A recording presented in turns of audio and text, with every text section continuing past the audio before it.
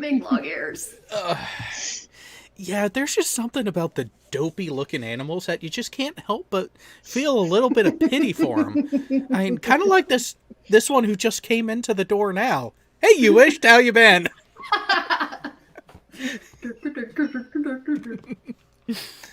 Uh, I would say I'm doing rather well, but considering I asked my wife to pick up a 15 pack of Keystones before she left work today, but somehow miraculously didn't get the text until 30 minutes after she walked in the door. yeah, So, get it. I could have said no. Yeah, so I had to go run to the store and get it.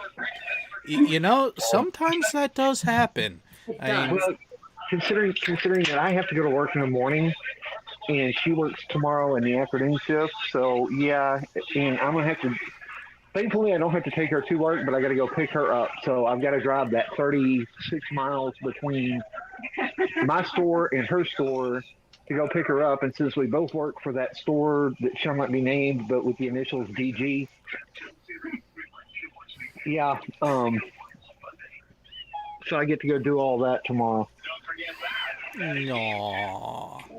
Yeah, I know. It sucks. It sucks. Life sucks when your wife is or can't get medically cleared to drive in this state.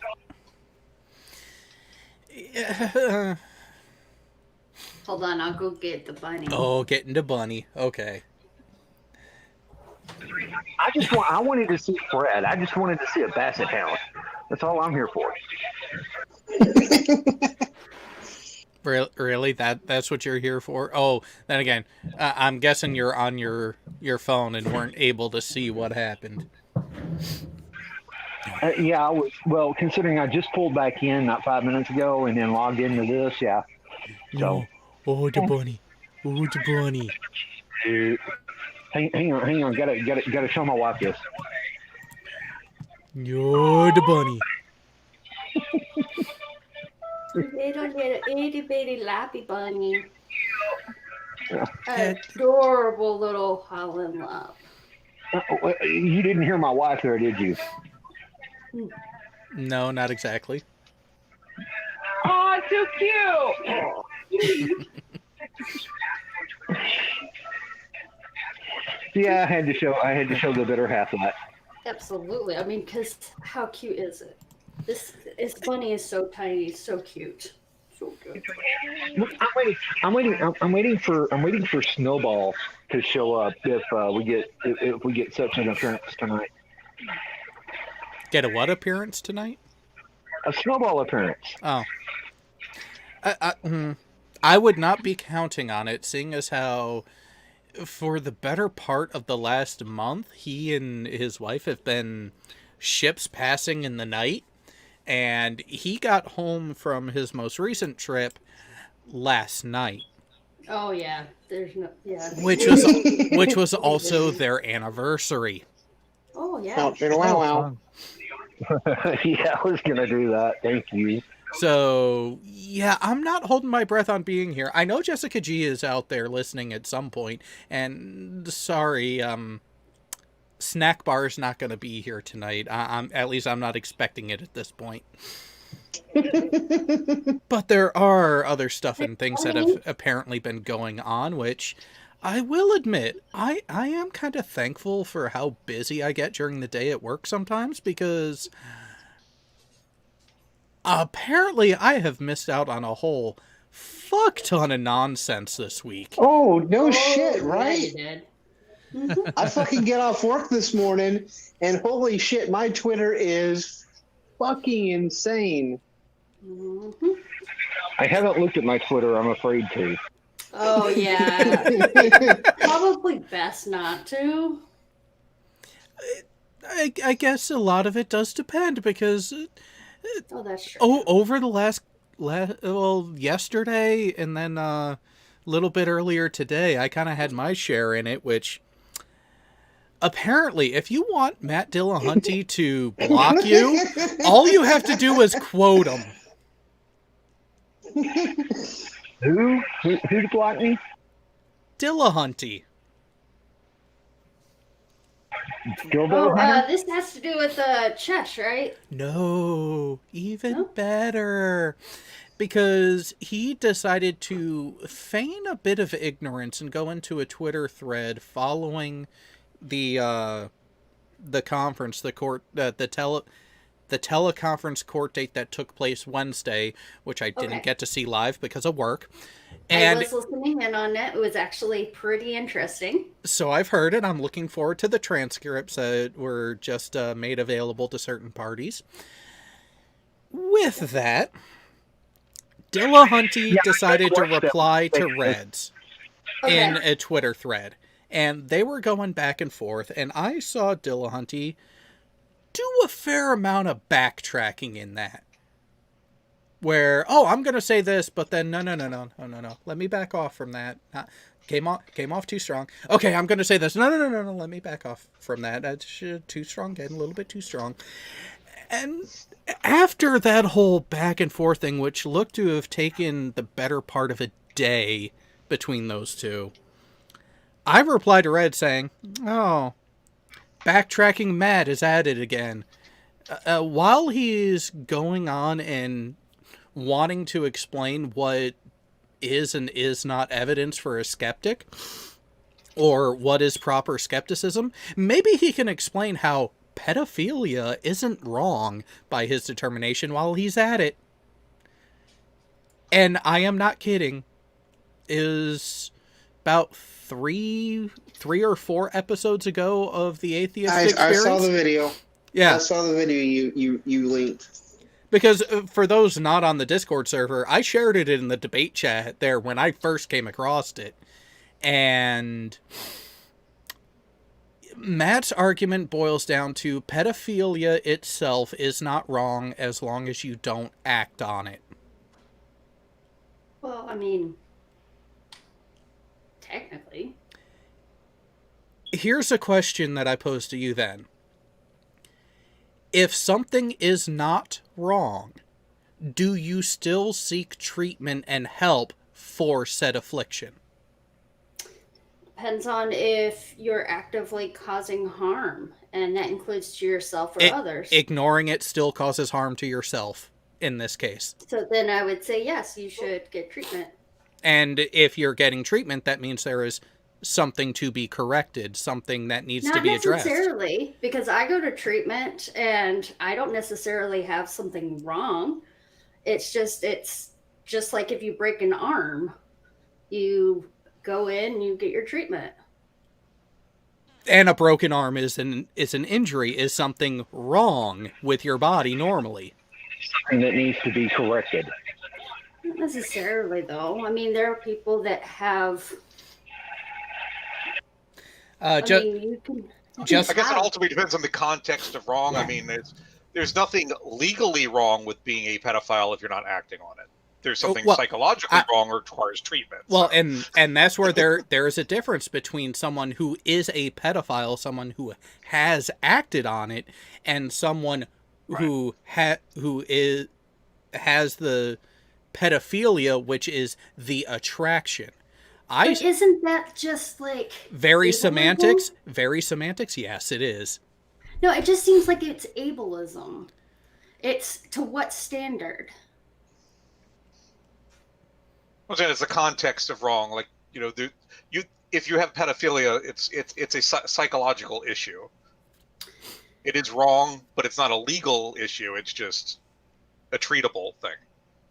Yeah, and I think that it comes down to okay, so when I know that Dillahunty goes off of well-being, right? That's his big thing, right? Is whether or not something is going to cause is detrimental to well-being.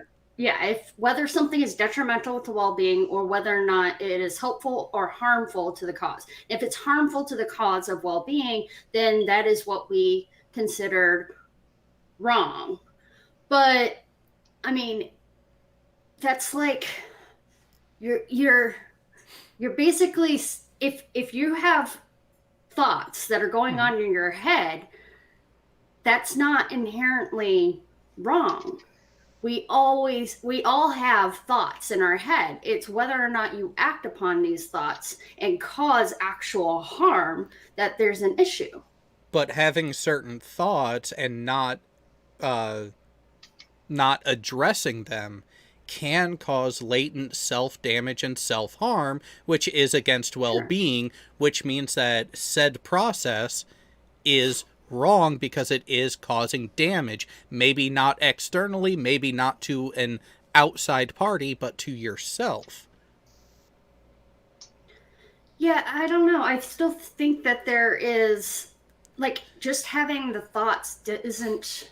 I don't know if I don't know if that necessarily follows. If that makes any sense. I mean, don't get me wrong. I'm not in any way advocating for, pedophilia or anything like that. But or what is that, something with attraction to minorities or whatever bullshit that is. But There's a whole bunch of philias, but yeah. yeah. But in the realm of things, thoughts and thought, like, I don't like the idea of thought crime because I don't see that there's any benefit to, Like Minority Report. yeah, it's well, like, no, and that's where That's why I was applying the legal wrongness to it. There's nothing legally wrong with having that psychological issue as long as you're not acting on it. correct. And that's the thing is, I'm not looking at it as wrong in that there is something to be punished for it. I'm not going that route. It's just simply stating that if nothing is wrong, then treatment is not required. Now, I think Karis is right, though. I mean, she mentions in chat, I still think that multiple meanings of, quote, wrong is causing people to talk past each other, because I think that in any interesting conversation, you could use a word and you both think that you're talking about the same thing, but then when you dig into it, it's actually technically not really the same. No, and that's where I want to be clear on how I'm actually using it in this criteria, in that you do not seek or require treatment for something unless there is a problem. If there is a problem, then there is something on a very fundamental, basic linguistic message of being wrong. And I am also disassociating the person from the affliction. I'm not saying a person is wrong because they simply have the affliction if they have not caused any external problems with it. But to say that there is nothing wrong with that affliction is where there gets to be a problem, because that's where you get very dangerously close to that whole normalization of things that we don't want to be normalized. I just wouldn't use the term personally. It's too generic a term. There's that aspect to it too. Yeah. Yeah, I think that it is. Yeah, I mean, what he's trying to. So when Dillahunty makes certain conversations or certain like statements in regards to like wrongness or whether or not something is wrong or not, it's generally, as I said, it has to do more in a generalized, whether or not it is going to benefit well-being, but there's also whether or not like there's no, like, one of the things that he says is whenever he goes to do, like, whenever you go to play chess, Mm-hmm. like the rules of chess in and of itself are arbitrary, right? We create those things. And so once we've agreed to whatever the chess rules are, then we can at that point create objective things from that point. So what he tries to say is that anything in and of itself is not wrong or evil. It is, in actuality, just arbitrary. And it's up to us when we are determining, when we're setting the rules, to whether or not we want this action to be considered wrong or not wrong. Now, and that's kind of what Dillahunty's trying to say, is that pedophilic thoughts in and of itself is not wrong. It's the actual action that makes it wrong because it's actively causing harm. Well, If I hear that, I'm going to interpret his wrong as meaning he's talking about the legality of it, which then I'd be fine with it. So as long as you're elaborating on it, but Yeah. But that's the thing. He's all didn't. about the semantics. Yeah. Well, yeah, he fucking ran away from it instead of wanting to actually talk about it. Instead of actually addressing it, he ran away from it. And there were other people who similarly have run away from the topic rather than actually be willing to flesh it out and actually get to the point. Because when I use that whole requirement for treatment aspect, the couple people who I talked to in that aspect, and we actually got to that point, they saw where I was coming from, but still, again, there are delineations. And this one in particular gets really sticky because... Because people don't want to be seen as advocating for, sexual attraction to minorities or pedophilia, and so it is very, very important to choose your words very carefully whenever you're in this subject. And he has a lot of attention on every single thing he says. So to me, it makes sense. I probably would run away from it as well if I had, the amount of attention that he has on him, because that's likely to become a story in and of itself. Well, then here's a little piece of advice. If you are knowingly under that level of scrutiny, do not put yourself in a situation where you could say something live in an emotional manner that could come back to bite you in the ass. Everybody has their days that they're... I mean, he's on a lot, and you can't expect him to be on his game like 90% of the time. You know what I mean? Take a breath, think, then respond. Even when you're pissed off, you can do it. I'm notorious for doing that. Even when someone actually pushes me to my limit, which does take a lot, I still am very careful about what I say and how I say it. And there's a purpose towards it. And that's where my purpose in pointing and pressing the words that he chose to use was to encourage no, be more specific, be more clear, because your words, just the way you said them, are icky as fuck. Especially because of that topic, because I think there's something that I think everyone out there will agree with me on. The sexualization of children is horrendous to do in any way, shape, or form. Flat out. So we're going to start talking about cuties now. Oh, God. Oh, see, like I said, there's been a lot of fuckery going on lately. Oh yeah. But so that and that's where I say, with the subject matter that Matt touched on with that, because of the caller and where that whole conversation went, being ultra clear from the beginning was the right choice and the only choice, because we would agree the sexualization of children is wrong, is something you do not do from any sort of standpoint you have on looking at the subject. With that, what is pedophilia? It is an attraction. It is something that you conceivably do not have control over, but it is a sexualization of children. It is a problem. It is damaging. Yeah. Prepubescent children. Yeah, exactly. Psychological term, if you're gonna have to use the right. Yeah, well, and that's where this one gets into that issue where there are things that are very internalized that can go unseen as being damaging, even to the person who has it. Like Justin Franks asked before at the beginning of this, is depression wrong?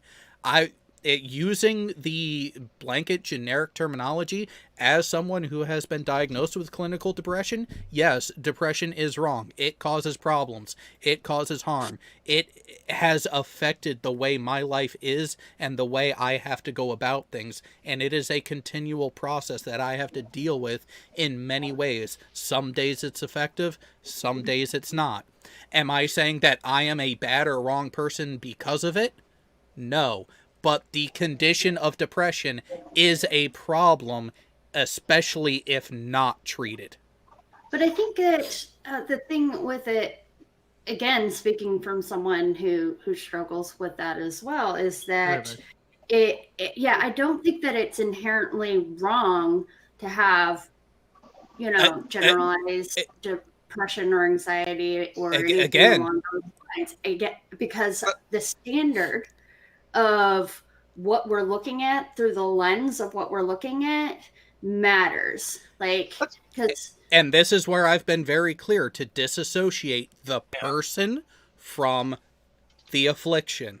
But again, it's like, I still feel like... I got something on this one. I want to play devil's advocate on this one. Awesome. How many people in here are anime fans? Yes. Me. I'll raise my hand. Yeah. Let's talk about anime on that one. On the sexualization of children.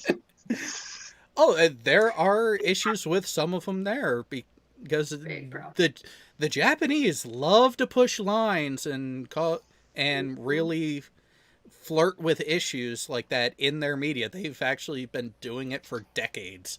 Yeah. Yep, I agree. I mean, don't get me wrong. I'm an anime fan myself. But that's why I said I had to play a little bit of devil's advocate on that one. Yeah, and that is the thing about it is, it depends to, what I was saying, it depends on the standard. So in our world currently right now, there is a standard for whatever reason that people that have certain mental illnesses, that there's a problem. But if the society was built around mental illness, then having depression and things like that could actually be a benefit. So I think it goes off of the society that we currently live in too. In and of itself, it's not technically wrong. It just is. Good evening. Hi, Karen. I wasn't originally going to join, but the beginning of this show is going remarkably well for somebody who wishes to trash their entire reputation in one fell swoop and say something that will follow them the rest of their entire life. So here I am. Right. Start early and often. Jump in.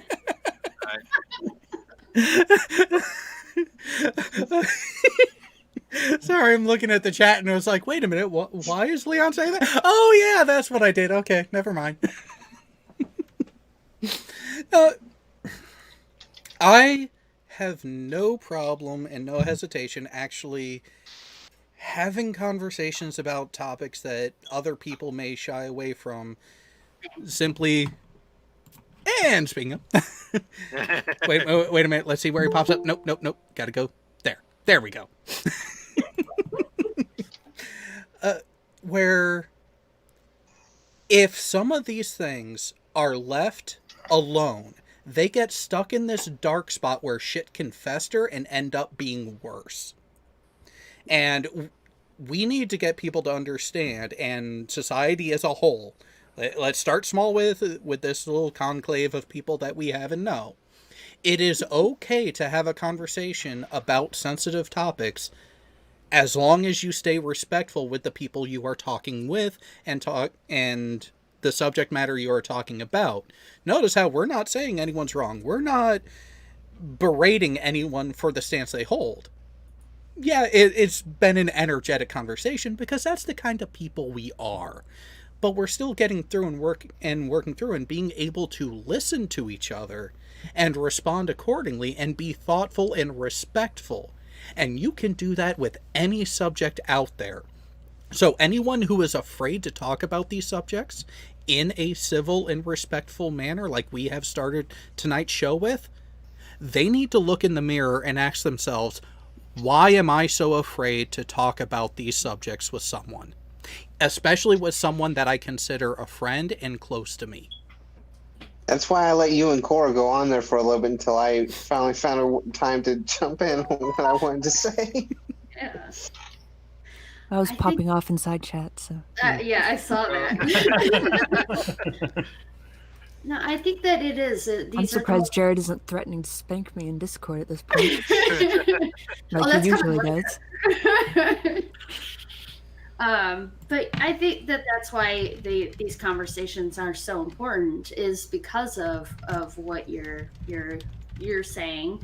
I mean, I don't have very many things on my channel, but pretty much every single topic that I have on there is controversial, and the reason why I did it that way is because I feel that it is the most controversial topics are the most important ones, because oftentimes people will say certain things that turn the conversation off instead of diving in. And so it's my hope that we'll be able to continue to have the hard conversations, because it's hard, because people aren't talking about it, because we need to have these types of things.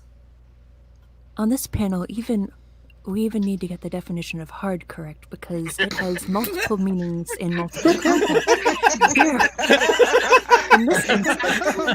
in this instance, might I recommend the usage of the word difficult? Difficult. Okay, but I like using the word hard. Don't you like I hard do things, too. Paris? What context?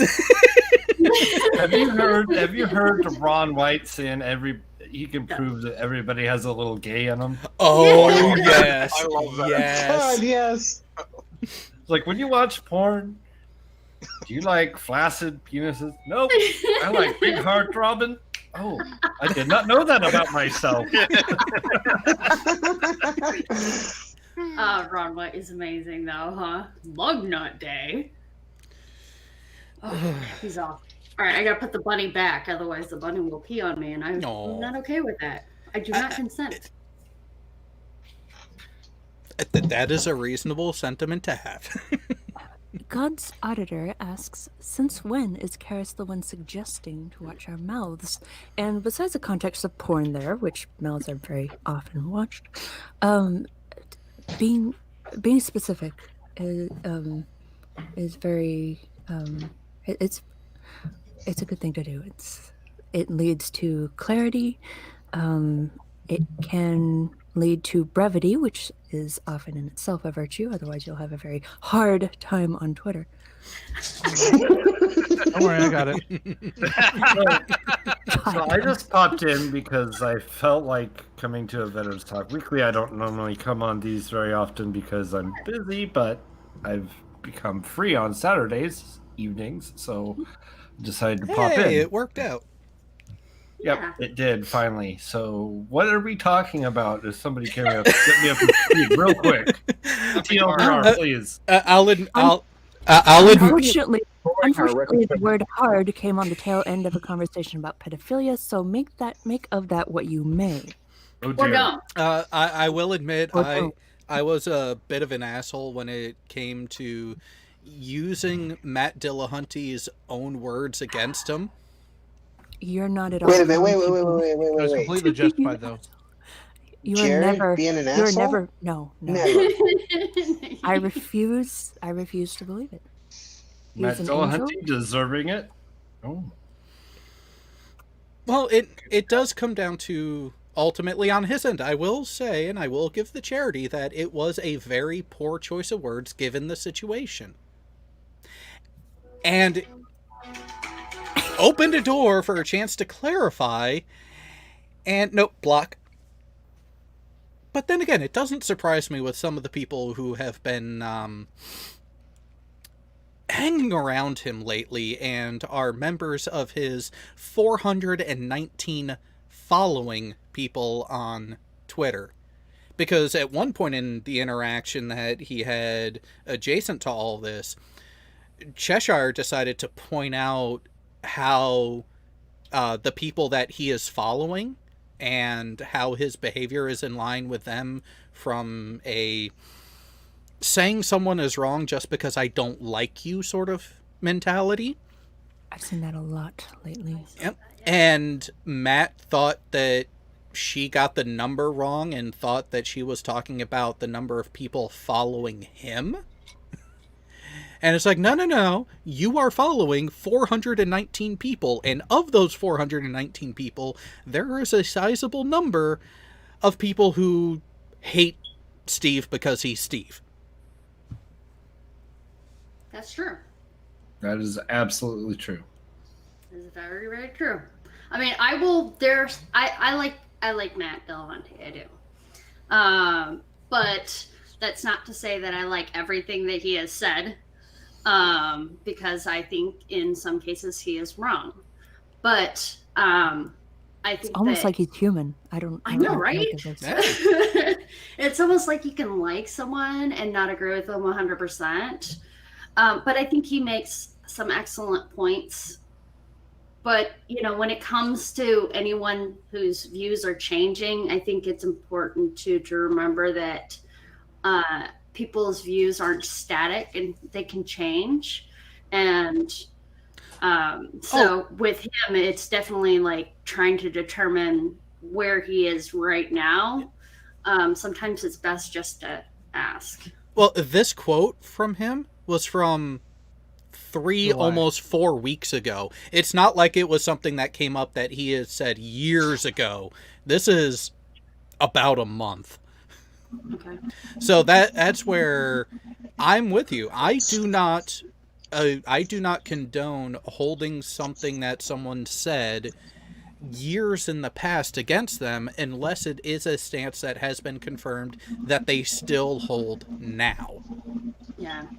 And there's also a trouble with everybody does this, but sometimes when you've held a stance for so long, sometimes people don't self-reflect until someone points out certain things, and so it can be sometimes a little jarring for them when, like, especially people that are in the spotlight, to be kind of to have someone focus on that can be a little.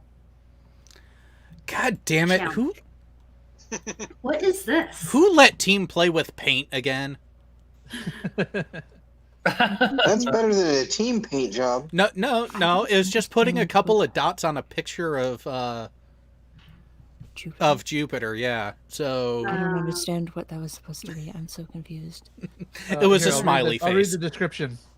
Jupiter, high on caffeine, sleep deprived, and doing its best to take care of 79 moons. Oh, okay. Like me okay. yesterday.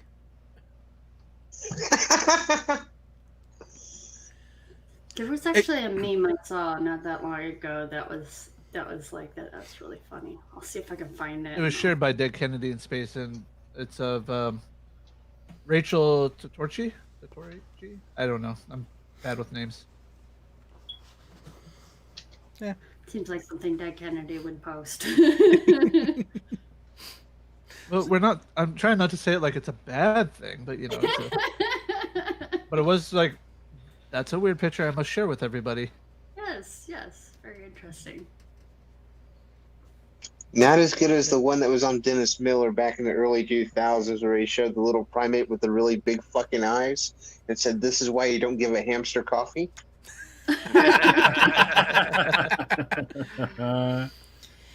Yeah, there are some creatures who they don't need any sort of stimulant. I mean, how many people here have seen the movie Over the Hedge?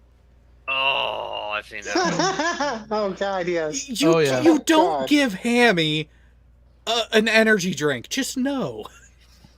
Well, Just actually, no. I think I might have. You know what's funny is I don't know which one came first, Bolt or Over the Hedge, but they both use basically the same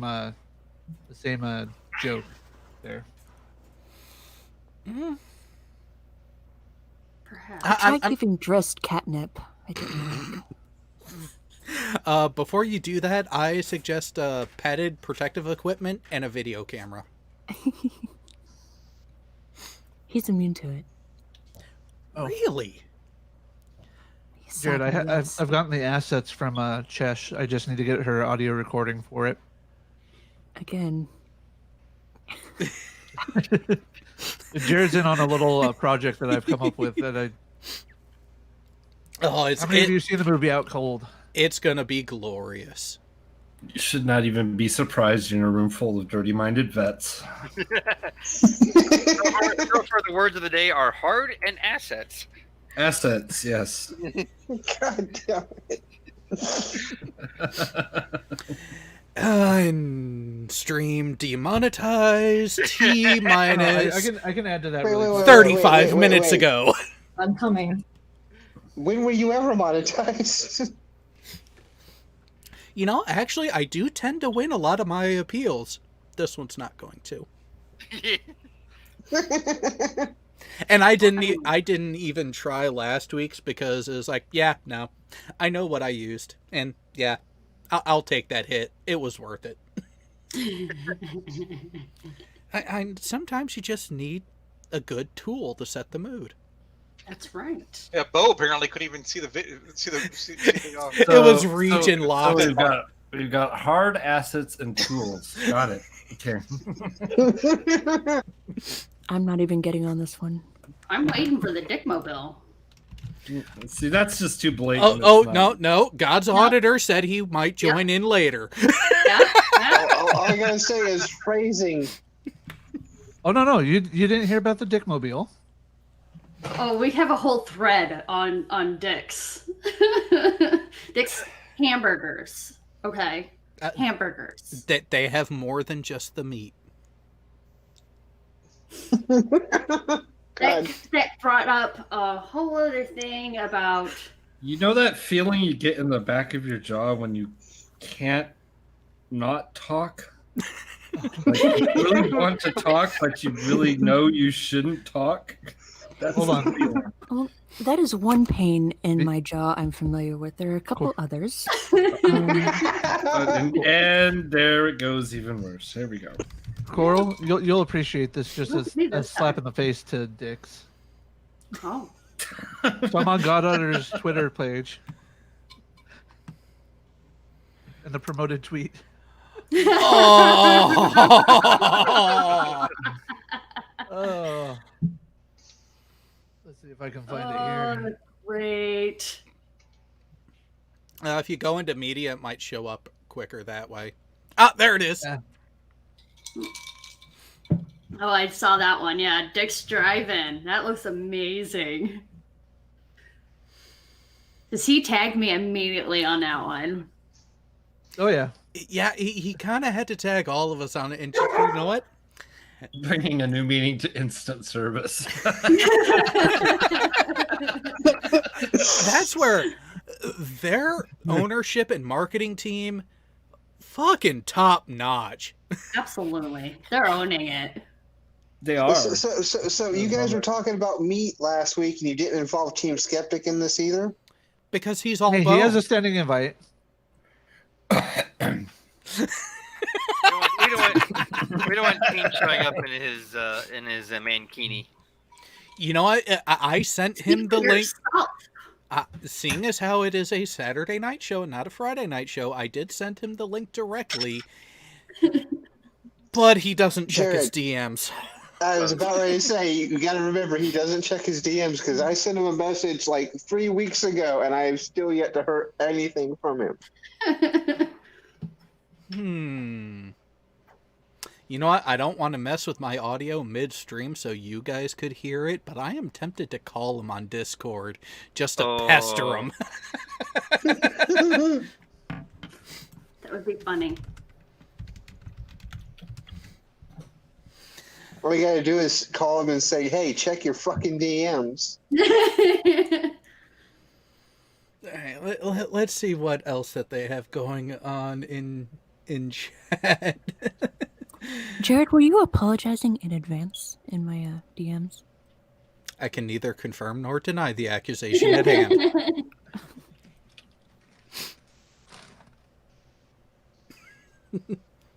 But probably. Yeah. Probably. Oh no. I'm probably going to regret reading this one, but From LRJ88, what was the first fuck machine?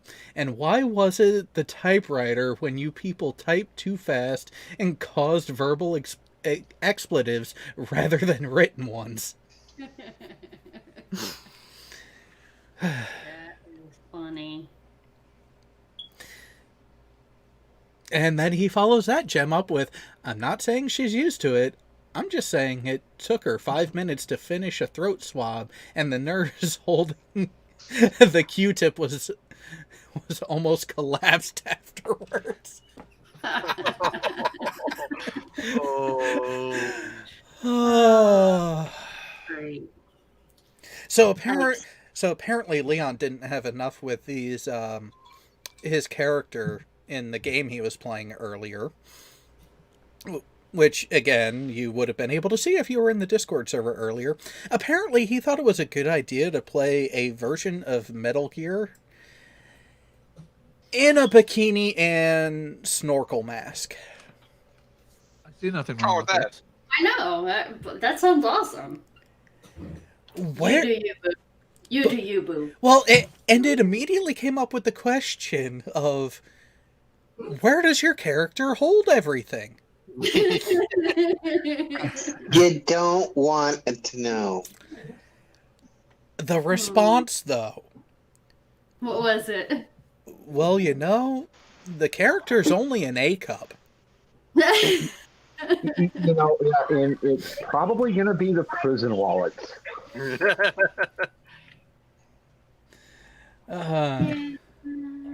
Kyle should get used to the prison wallets too. You know, there is part of me that thinks what he has done is in an attempt to go back deliberately. I don't know. I mean, do you think that maybe it was just a miscalculation on his part where he thought he would have a lot more support and that there would be a whole lot more blowback towards Steve? External support doesn't fucking matter with what you submit to the court. Yeah, but I think, like, I'm just looking at the types of things that he has did and said and the timings and stuff. It just feels like this initially started off as a miscalculation, and then he was just like, well, It I just guess I snowballed just from gotta there, I lean think. in. Yeah. I think it just one thing led to another, and I really think he got carried away with emotions throughout the whole process and led himself into one mess after another, and it's what it looks like to me. It doesn't seem like some big attempt to land him in prison. It doesn't seem like some Yeah. maybe at first a big thing against Steve, but as time went on, it's just error carried forward. Yeah, I mean that's what it feels like to me too, very much so. Like it feels like he's just trying to like kind of. It just seems like it feels of desperation to me. I want to say this. It's just been one big fuck up after another with it. So yeah, there's no denying that. I mean, especially, I mean, even like I really thought it was super interesting. While I was at work, I was listening in on the last court, the hearing, which was super awesome to be able to kind of listen in on that. I find that stuff like really, really cool. In fact, I actually just got a thing that I may be selected for jury duty, and I was so excited. I'm like, this would be my first time. Oh my gosh, that would be amazing.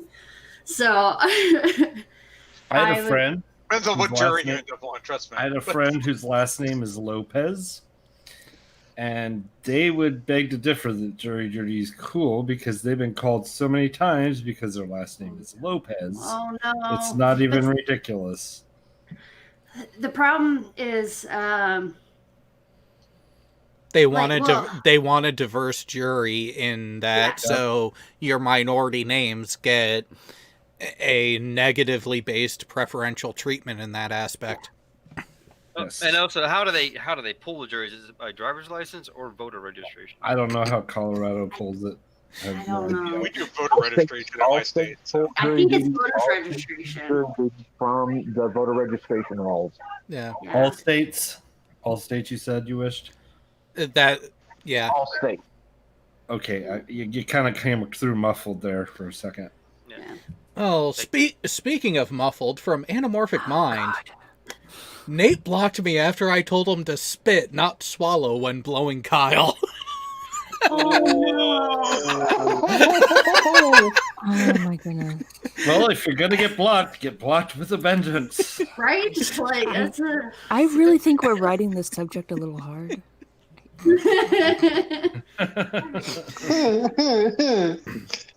It's Saturday night. I didn't have to work. I've been able to actually relax and just kind of let things be. Didn't have to do too much of anything today, so this is the result. All of you got to deal with it. Yeah. Well, the hell with that. I haven't slept in since yesterday, so.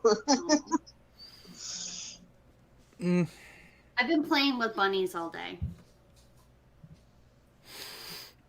Yeah, and there's certainly no way to twist that one. I was gonna say, not going there. Not going there. You know, it's not a problem as long as it doesn't interfere with the rest of your life. And no, I have not heard that from anyone in a professional setting before. Shut up! You know this from experience? Yes. Oh no, what are you going to show us now, Jay? I just perpetually keep it in record now, especially when Karis is around.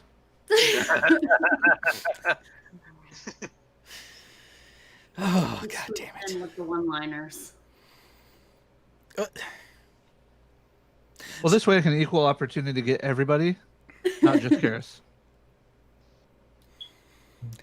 But let's be honest, who are the most common offenders?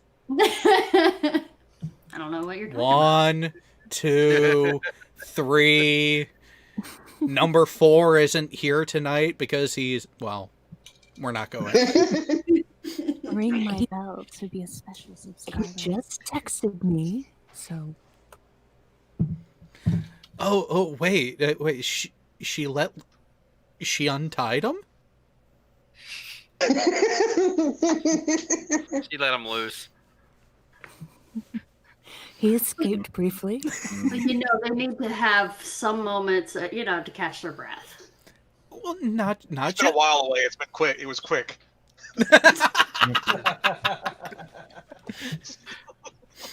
We're gonna go there. I am not allowed to comment.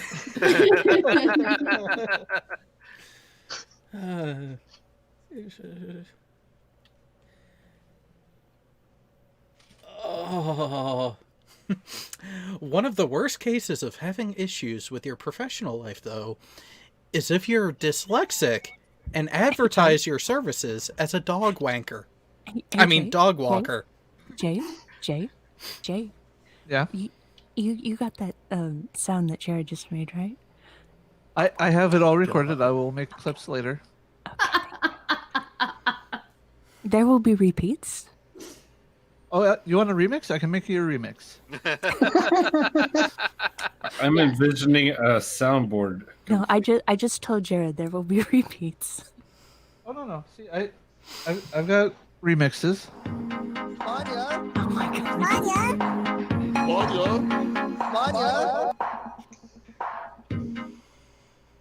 We need to do it to the WAP song. Oh, and Jay, Yeah. add it to that other. How did I know? How did I know that was going to be the next suggestion? I feel so out of the loop on all this shit. I'm saying. Sorry, Bull. Oh, I'm working on a special animation of Jared and Furball. Okay. Oh, God.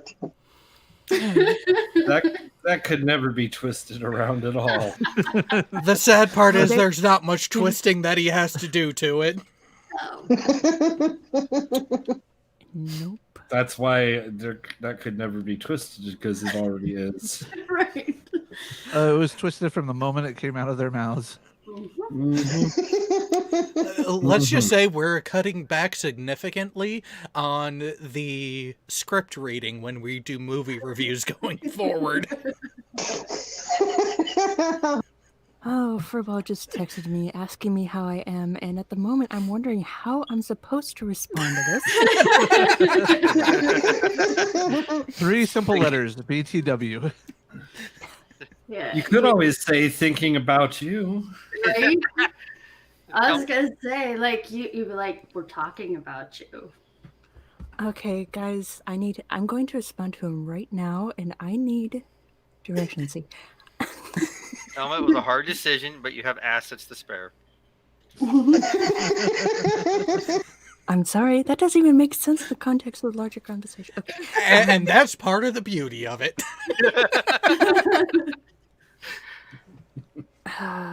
Or was it hard assets you were talking about? Let's see, where oh god damn it, fucking autocorrect. I'm telling you, it's auto-corrupt. And just to add on from the live chat, from Leon, it's not the twisting, it's the cupping that gets you. To which God's auditor responded immediately with, it's the torsion that gets you, really. Well, I just responded, we're all talking about you. They're helping me text you. Be I'm gonna afraid. say, Be very does it- afraid. No, not the torsion. Wouldn't that be the torque? Both. A little works. bit of both, yeah. Torque it.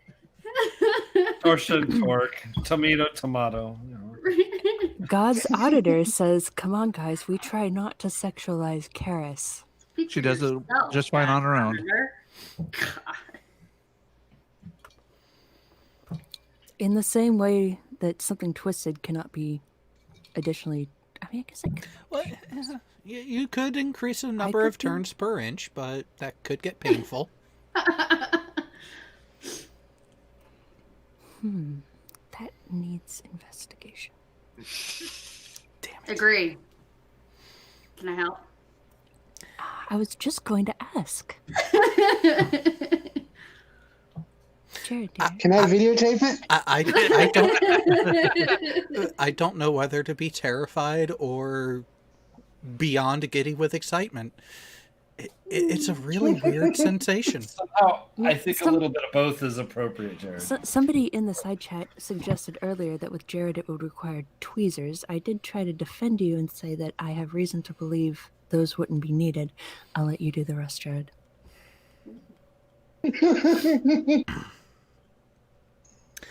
I just thought I'd bring that up. Again. I'm not come on, not going to let it drop onto the table again. It's not That's what that you said small, last time. you know, it's not that small. Needle nose would be fine. You guys are really... You know what? I mean, we don't judge here. Hang on. Again, What? Small can Hang be... on. It can be Speak for yourself. I'm a size queen. But no. What is something that... Well, there's something that I've said to a few people that they should know, especially. There's only one true way to get rid of temptation, and that's to give in. I concur hard. And this is where it gets to be rather interesting. Some would say difficult even to decide to what I'm so glad you extent... said difficult. You're so...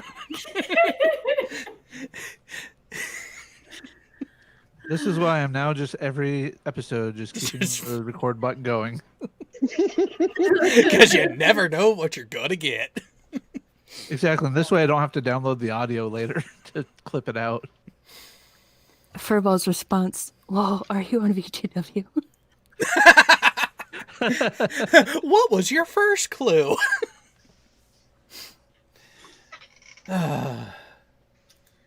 Oh, god damn it.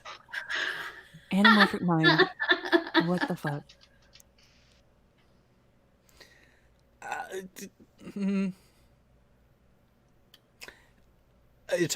No, I mean, my response was to God's auditors before Anamorphic Mind.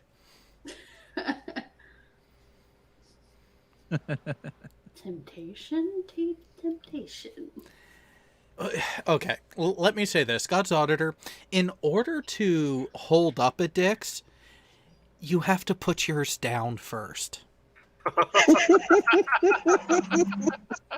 Wait. That's not what the wife's for? I got 2 hands. I was just gonna say that. Until you've had a Dix, I mean, you got to use both hands for it. Jared, what is Furball talking about? Something about your vow of silence? Is there something I should know? You know what? What? You're about the only person that could actually get me to break that, because Blake did tell me something in the last few days that Oh no! I wish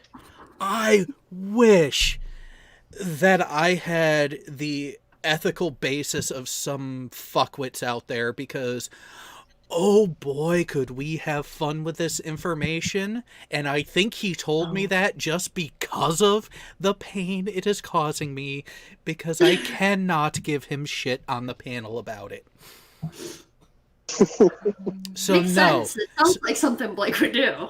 See, Jared, you really can't drop a bombshell like that without at least giving us a hint. I am just telling you my response to the knowledge that I was given, and I can't say it publicly.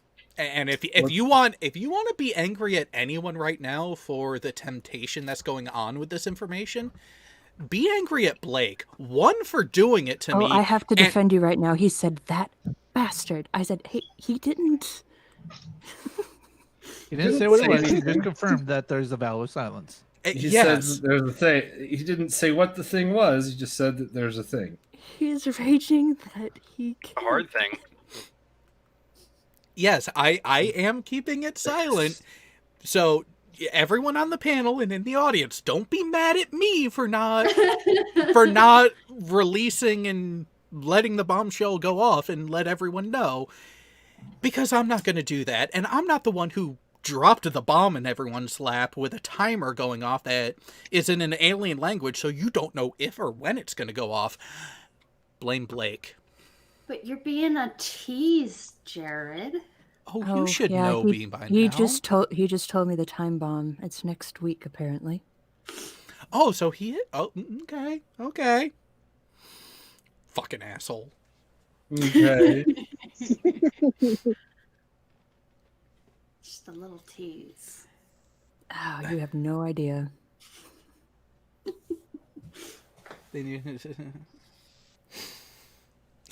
Actually, they are different things. Oh, yes, they are. But here's my question, Karis. Did he tell you what it is? Or just that he's going to be saying it next week? Just that he'll be saying it next week. You see, I'm good, and I don't usually press for information that I shouldn't be pressing for. Oh. I didn't press for this information either. He just said, hey, you want to know something, but you can't tell anyone. And before I could respond, he said it. Is he re-enlisting again? No. Enlist? Is this turning into the Torture Jared show tonight? Is that what this is? When is I'm down with that. I mean, isn't that the show always? I said our texts are being integrated into the show. He says these texts now, time to find some gifts. I agree. You can send the gifts to me on Twitter, and I'll share them with everybody. Well, some of them might not be suitable. No, and no. And you no. can block the panel, Jared. It's not my decision. If they are going to be shared in that manner, I can make that sort of protection, but again, not my decision. Granted, it is my show, but I'm not going to force anyone to do anything on the panel while we're on air. And here come the gifts. God damn it. I have a pretty strong gift game. I'm just saying. Oh, I was gonna say, I held top secret clearance, so yeah. yeah, but At one point did too. Well, actually higher, but you know. But do What you was have they the saying? need to know? That is That the was question. my next thing. Is like it doesn't matter if you have the top secret clearance. Need to know. If I you know. don't have the, Wait, didn't I make that analogy earlier today on Twitter? Yes, Yes, yes, you did. Yes, you did. Which is why I brought it up now. I just think it's funny that the what's his name, Science First decided to blow off the actual analogy for what it was, and like, can you believe he's actually comparing Reds to the government? I'm like, you're an idiot. Can you believe he's actually comparing Twitter drama to murder? Jeez, it works both ways, buddy. Wow, I'm not at the loop this time. What's going on? Well, hey, Bull, that's why I posted what I posted on that one thread. So,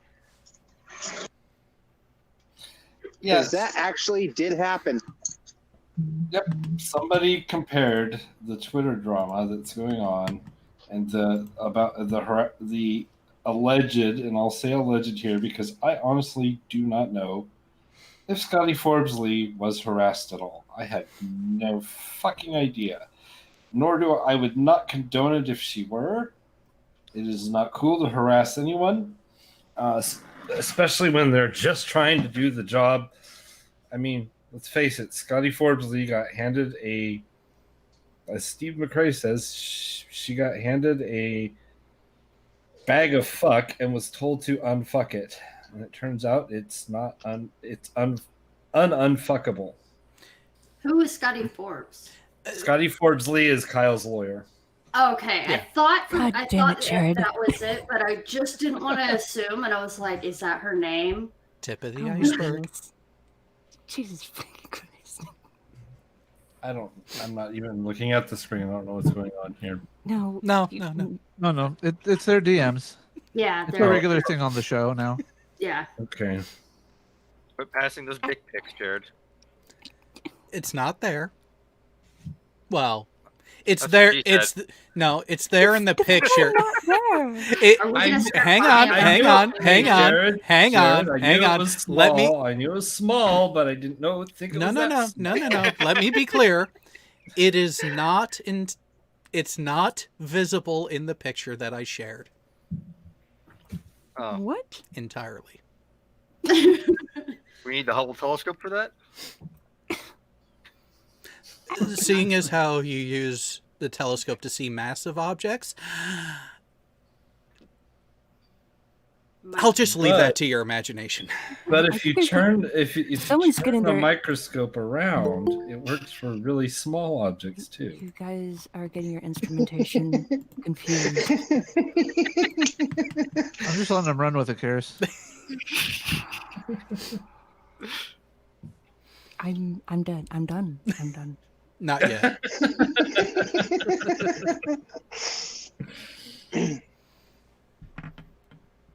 Speaking of dicks, But anyway, how you doing, God's Auditor? Bull, the reason why I posted that People. that event actually did happen, and Russians were involved.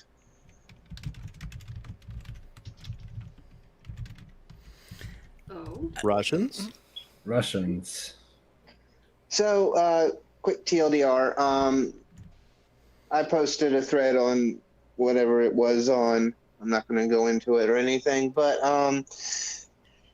anyone who knows a game called EVE Online, well, about a decade ago, there was an incident because of a game mechanic where you could basically exploit the living crap out of this game mechanic and cause a lot of havoc. Well, someone did this to a group of Russians, and the Russians got tired of it. They went to try to go solve it through diplomatic means, and that failed. And when that failed, they came over to the U.S., sent some of their people to this guy's house, and literally cut his internet and power off at his house. Yeah. What? I like that. This was done from a game, a video game. Yeah. It's amazing. It's a video game. Amazing. It's I did not amazing, know but it. it's also Yeah. fucking scary, and Right. it's also like, why would they have such a stupid response? Because stupid is all over the internet. Well, let's remember. remember. Here's another little thing about EVE Online. So EVE Online's an MMO, and anyone who's ever played any other MMO, when you die, you respawn with most of your equipment, or you can go back and get your equipment. Right? You don't get that with your ship. You don't get that with EVE Online. You The lose rule it. is So we're you talking do not fly anything you can't afford to lose. exactly. That is the overarching rule on Well, Eve. here was the problem. They were doing this out in nullsec. So we're talking thousands of dollars getting destroyed daily. The Russians were getting really, really pissed. And this happened over like 6 months. Yeah, the Russians are in Eve. The Chinese are in Ark. Oh, the Chinese are in EVE too. I was part of a Chinese coalition. But not like the Russians. So I was doing an MMO that was a Star Trek one actually, and I would actually spend my own money and get certain things, but they got to a point like I liked interacting with the actual computers. I like getting like my crew together.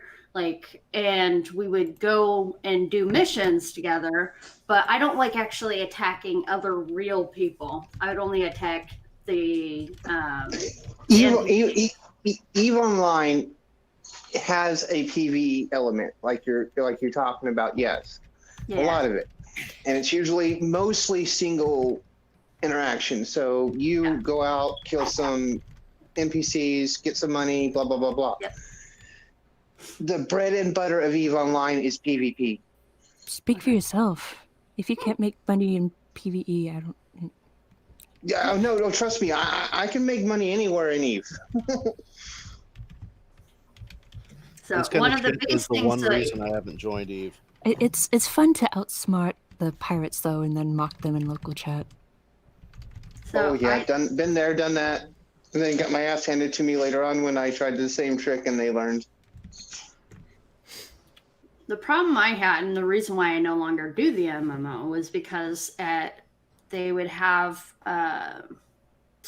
they'd have like on the weekends one big event where basically the players would attack each other, and even though we tried to bubble ourselves in protection and make it so that we couldn't be attacked, people that were higher levels would still figure out ways to destroy us completely and make it so that we're basically out for the rest of the weekend. And I was just like, it's no fun when you can't actually play. So basically you're making it so that we can't play. You would say Right. it was an ultimate dick move? Yeah, I was like, dude, like we're not even we don't even want to play. Nice, Jared. That's why we have Nice. And that's how wars are won in EVE. I don't understand it. People don't like putting in the effort. People don't like actually working on their skill and actually gaining something and achieving something based off the merit. Some people enjoy cheating. Yeah. Well, I know a lot of that's people who just- perfect example. That's why WoW, for example, has got millions and millions and millions of player base. EVE Online has maybe 2 million. I just know Yeah, a lot of people pretty who like hardcore, being though. assholes to smaller players just for the hell of it. People do. And that was the part that pissed me off, was that I was like, I don't know. I of course want to protect the people that I can and stuff like that, but it was constant. It was always the people that were higher up being dicks to people that were, below them just because they could, just to get extra, whatever coin or merch or whatever it was. And you're just like, dude, like, we're trying to play over here. And you're not letting them play. No, I totally agree. In some MMOs, that is really bad for the game. EVE Online, though, you sign up for EVE Online, you have to know what you're getting into, and you can steal, you can scam, you can pretty much do anything you can in real life in EVE Online with limitations. There are some limitations, but it's a brutality game. I was going to say, this sounds a lot like how actual life works. Right. Congratulations. There seem to be a lot of Online. assholes out there who have made it so that most of us can't keep going. No. Well, the biggest problem with EVE isn't the assholes. It's the learning curve. See, for me, it's like, if I wanted to, be in real life, I'd be in real life. I go into fantasy because I want to fucking be in fantasy, right. though. On a completely different note, because I don't really play those type of games at all. You're more of a tic-tac-toe guy, aren't you? No, I'm not. That was mean. I'm sorry. There's nothing wrong with tic-tac-toe. Yes, there is. You can always play to a draw. There's David, I'm so definitely sorry. something. It's a defective game. David, forgive play me. to I'm a sorry. draw. I'm sorry, David. I'm sorry. It's all right. It's all right. I meant Minecraft. Nope, not Minecraft either. I wasn't even going to talk about games. I was going to ask Coral if it would be appropriate to talk about what's coming up with us in November. Go for it. Jay? Oh, yeah. So that would be really, really awesome. Do you really have to ask, Karis? Nope. Well, we're still working on getting things together, but hopefully we'll be able. Both said that he would help me out and hopefully be a producer for some shows that we're doing in November. November is National Novel Writing Month, so we do NaNoWriMo, and I am one of the liaisons for NaNoWriMo, which is really, really awesome because every November we buckle down and we try to write 50,000 words in 30 days, and it's pretty crazy. So we're basically trying to do a novella in a month, and it's really tough to do, but it's also a lot of fun. And so Cool's been really, really awesome. He said he would help produce some shows for this project, and I'm really, really excited about it because we're going to have some virtual write-ins and things like that. It should be pretty awesome. What kind of shows would you be doing around that? So the main one is, of course, we have our virtual write-ins and stuff where people can come in, and part of the time we'll be doing like writing sprints and things like that. Other times we might just do certain discussions on different types of writing. It could be on, say, developing characters or creating plots, and it doesn't matter if you're writing for, like, say, screenwriting, or if it's for a novel or for a manga or whatever. Everybody can kind of go in and get something from it. So on certain days we talk about, like this week we were talking a lot about plots and stuff like that, and just getting a premise of a novel or of a story, so that way you can start from that. And then next week we're going to be going into about different things about characters. So one of my favorite things to do is actually writing. I love writing with color, and so oftentimes when you're reading, especially some amateur stuff, you see people that just describe things using like food, or they will like overly sexualize certain things, and that can tend to lead to like fetishizations and Oh no, that never happens. I have no idea what you're talking about. Right. So, developing complex, interesting characters that people really fall in love with, whether it's for things like games or, writing a novel. We're going to be breaking down different ways to describe characters and flaws and why they're important and how to set up certain things so that way it'll develop later on, things like that. So it's gonna be pretty cool. So what I'm hearing already so far is that we need to really pay attention to when this is about to go live so we can share the links with the entire writer's room of Star Trek Picard and Star Trek Discovery, because they might be able to learn something. Well, they could probably teach me some things. Oh no, you're talking about character development and actual story progression. They've shown they can't do that. Well, we'll call it a fluke. Maybe, somebody got like overwritten. They had an actual arc in there, and then somebody else came in and was like, nope, take that out. Yeah, there were a lot of issues there. No, it's Star Trek told from the position of the hairdresser, the barber. I mean, that's not a bad concept. Execution matters. Saying the barber has no hair. Right. Well, you don't necessarily need. So it's Mott you're talking about. Right. Yeah, pretty much. We all know who the barber is. We've all seen him. And actually, just this week we had the episode Data's Day on Isn't that on the one Thursday. where Mott goes and almost gets killed because I'm thinking of Schisms. Never mind. Yeah. Um. No, Data's Day was the one that mostly centered around O'Brien and Keiko's wedding. But the subplot was the Vulcan ambassador was really a Romulan spy. Yeah. Yeah. Gotcha. I like that one. See. It's pretty. I've watched that series so many times. I literally I feel like this episode tonight, and I know what season it's in and everything. I'm to that point.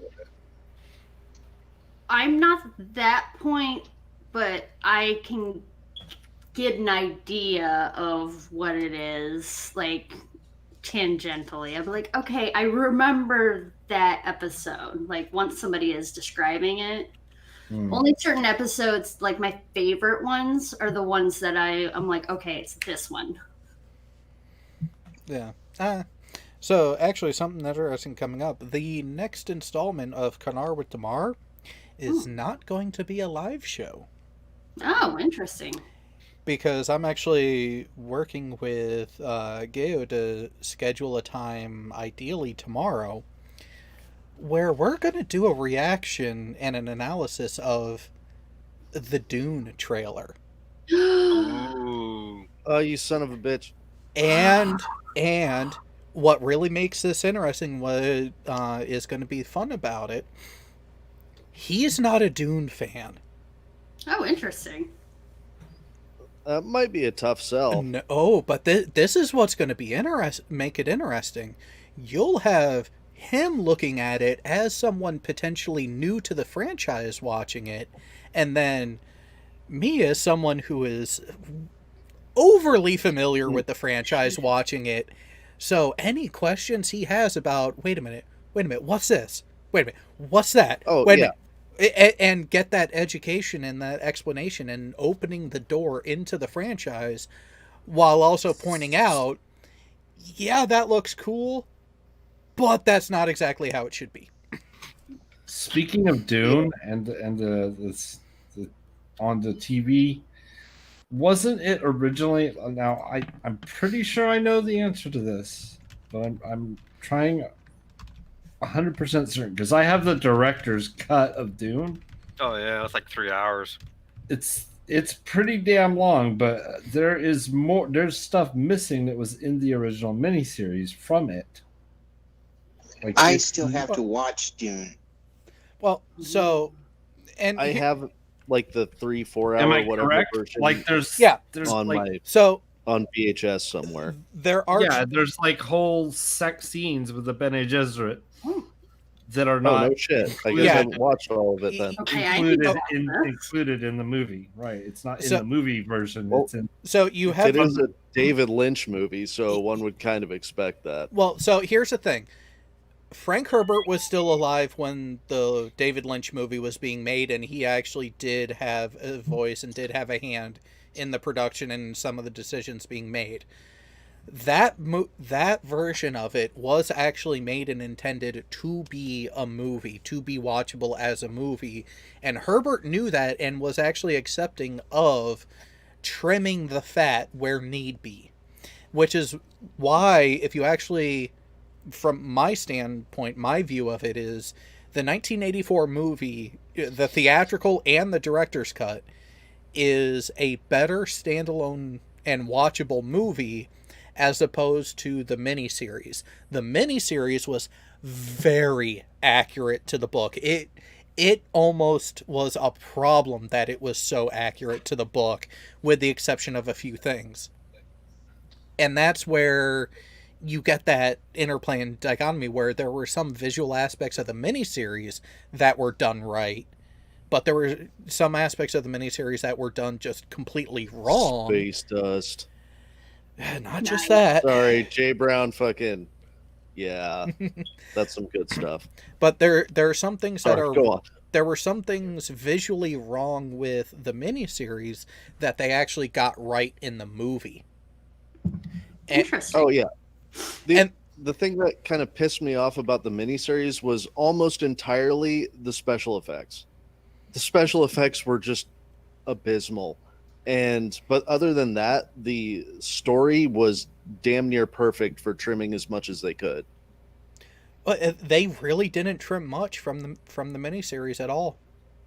No, not real. Like a lot of the background stuff where they're just narrating, the history of this particular type of architecture or Correct. something like that. Yep. So yeah. The filler, the true filler in the book that actually helped flesh out certain things that they did there that you can get away with in a book, not so much in a movie. I wish they would do something with Halo instead of just the little bits here and there. Oh, I'm looking forward to Foundation. I really don't want to get any kind of Apple subscription, but the trailer for Foundation looks really good. I agree. It looks awesome. as in Isaac Asimov's Foundation. Yes. As in they're doing the Isaac Asimov Foundation series. Oh, I actually don't know about this one. That they can either fuck that up royally or do it justice. That there's no in between there. Oh, I forget the actor, but damn it, and I forget the character that he plays too. What's her name? Moriarty from the second Sherlock Holmes movie plays the main character the main scientist that that creates psychohistory. Oh, you're talking about Harry Seldon. Yes, he plays Selvin. I'm gonna go look that up. Damn it, I don't like not knowing this. Space Dust is not bad. I got better. Are they going to actually? I wonder if they're going to actually do the Prelude to Foundation, because that's more of a crossover novel than the Foundation series. It was between Robot and Foundation, so. I mean, it sounds interesting. Jared Harris is going to be Harry Seldon. Harry Seldon. Okay, so yeah. That kind of still leads me into my next question. Is like, are they planning on doing Prelude to Foundation as part of it? Don't know. You can have Harry Seldon as the scientist, but It doesn't get into nearly all the external stuff. Right. How did Harry Seldon get pushed into it? Well, he got pushed into it because of robots, and that's just a lot of people don't even know that, and they've read the Foundation series. They don't realize it was our Daniel Olivar. Yeah, and that was the thing with Asimov is a lot of his books don't seem like they're interconnected like that, but they are. But they are. They very much are. I love books like that though, because when you're reading in a series and then all of a sudden, like a character pops up that's connected to another book that you read, and you're just like, wait a minute. like I got that. Well, yeah, and Asimov really was about crafting an entire universe that interacted together, not just individually within the book, but overall. It's well, how many times did the name Susan Calvin pop up in his stories, for example? Like, seriously, the robo-psychologist, how many times was she used? So many times, it's not even, I've lost count. Like, seriously. And then there was, of course, the whole connection to the robot series with the Foundation. That's a huge thing. And there's a couple other ones that were like that too, just not quite as apparent though. By the way, that's not much different than than mine, except I have all except the last 2 releases from Brian, but I've read them online. A miniseries about Lige Bailey would be cool. A miniseries, yes. Oh, LRJ88, that would be awesome. Well, and that's the thing. A number of these series, you really can't do justice to as a single movie. Like, you would have to properly and fully flesh it out. You would have to look at doing either a multi-movie or a miniseries to have the amount of screen time to let everything flesh out and actually progress. But the problem is the studios don't know if they're worth the investment, because they're looking at ROI. They're looking at, okay, we're going to put out this amount of money. How much is it going to end up bringing back? And that's where a lot of IPs end up getting mishandled, because they're trying to handle it in such a way to make the money off of it instead of actually doing the story justice and actually going in the appropriate manner. That if you release a good movie with a good story, it's going to make money in one way or another. Mm-hmm. And yeah, I saw that picture. It's missing quite a few of the Dune books, but not as many as It's missing less than 4. Yeah. Actually, no, it's missing 1.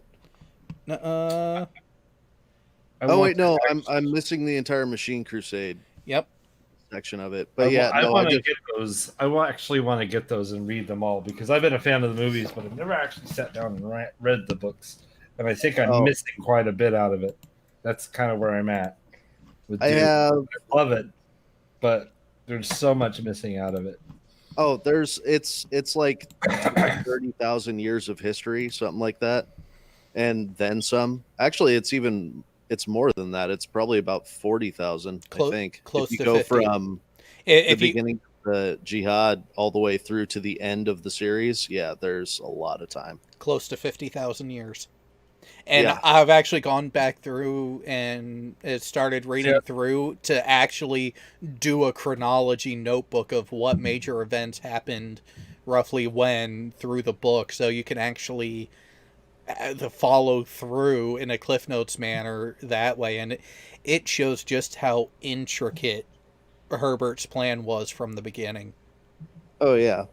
See, that's I love stories like that. I love stories like that that are cohesive and in a huge time frame like that. Like, Wheel of You Time. can't just bite off a little bit of Dune. You get into like the first novel, and then there's so much more supporting it and after it, and before it's nuts.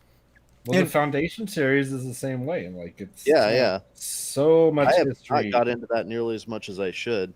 Well, and getting back to the Dune franchise with it, that's where a lot of people are critical of his son, of Brian Herbert and Brian J. Anderson's additions to it. Because, yeah, the style is different. Some of the minutiae are slightly different because, well, it's his son. It's not Frank himself writing it. But they found all of Frank's notes. They found his timeline. They found where he was actually going with it and the background history that he had laid out to bring things full circle. And that's what they've been going off of.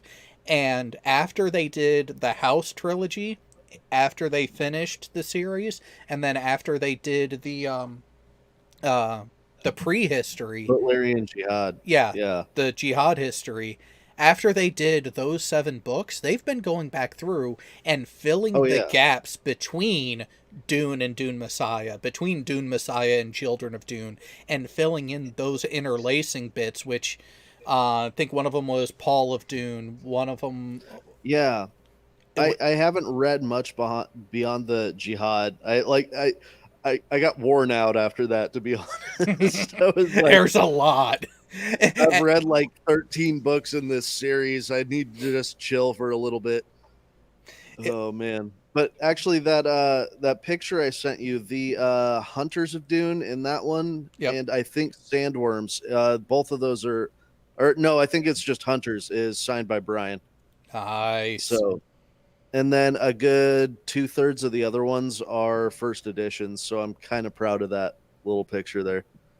That's pretty awesome. Yeah, unfortunately, all of my hand copies are of a similar paperback edition, so they're actually similar size.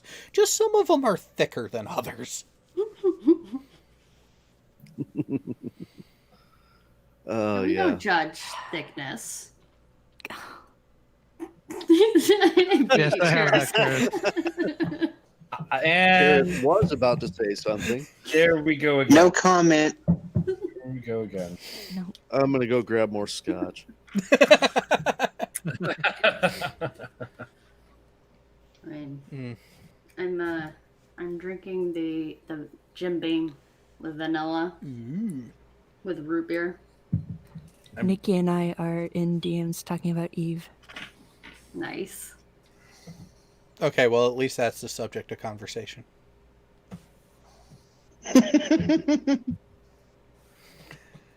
I'm not sure if I like that laugh, but at this... Oh yes, me likey. Nikki, I'm gonna web Jared.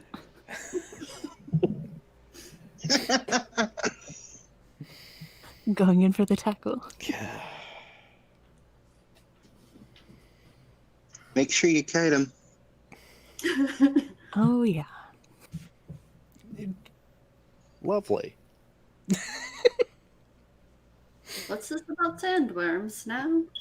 See, I love praise. Get him right against the gate. Like Marvel sign Girl him. is- Hot drop a clock. Marvel Girl's giving me praise for the Ray Comfort interview. Oh. Or the Ray Comfort debate. I don't know if it was a debate, but it was a conspiracy cat. I saw like part of that. That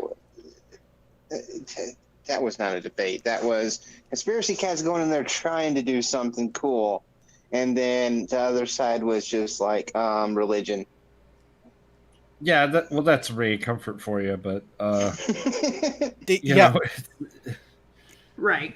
So I'm back up a little bit. Well, what happened? oh, Marvel Girl's just giving me praise for the job I did. That's all. But it was I want to see it. Job on what? What? Oh, I did. Oh, okay. So you Always want to do know that. I am what that far behind. Please I educate. know. I feel like I'm So, behind. I like, did. did I miss something? Marvel Girl asked me to produce a show, one of her shows for her. Okay. and it was a debate between Conspiracy Cats and Ray Comfort. Oh, okay. And it was they were very civil, but Have you ever told a lie? It was Ray Comfort. It's Ray Comfort, right? Yeah, Ray Comfort. Ray Comfort. Ray Comfort is actually a very personable person. He doesn't get offended easily. He's not like Ken Ham, where you just want to beat the shit out of him, but he moves the goalpost constantly, and he does the same damn thing where he just evades the answering any direct questions. Basically. So, have you ever told a lie?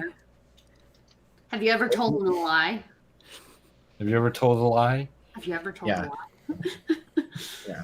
Gonna Have you love ever that looked at lie. a woman Ever with taken a lust? sip of alcohol? Do you watch? You're an In this alcoholic. case, in this case, he asks cats, "Do you watch porn?" Oh, yes. When's the last time you watched porn? Like, Ray, I'm watching porn right now. I wonder how Ray would react if I said, "No, I make my own." What would you define as porn? Well, like, yeah, only in review though. Well, see, I used to hand out Living Waters materials. I was a street evangelist once upon a time.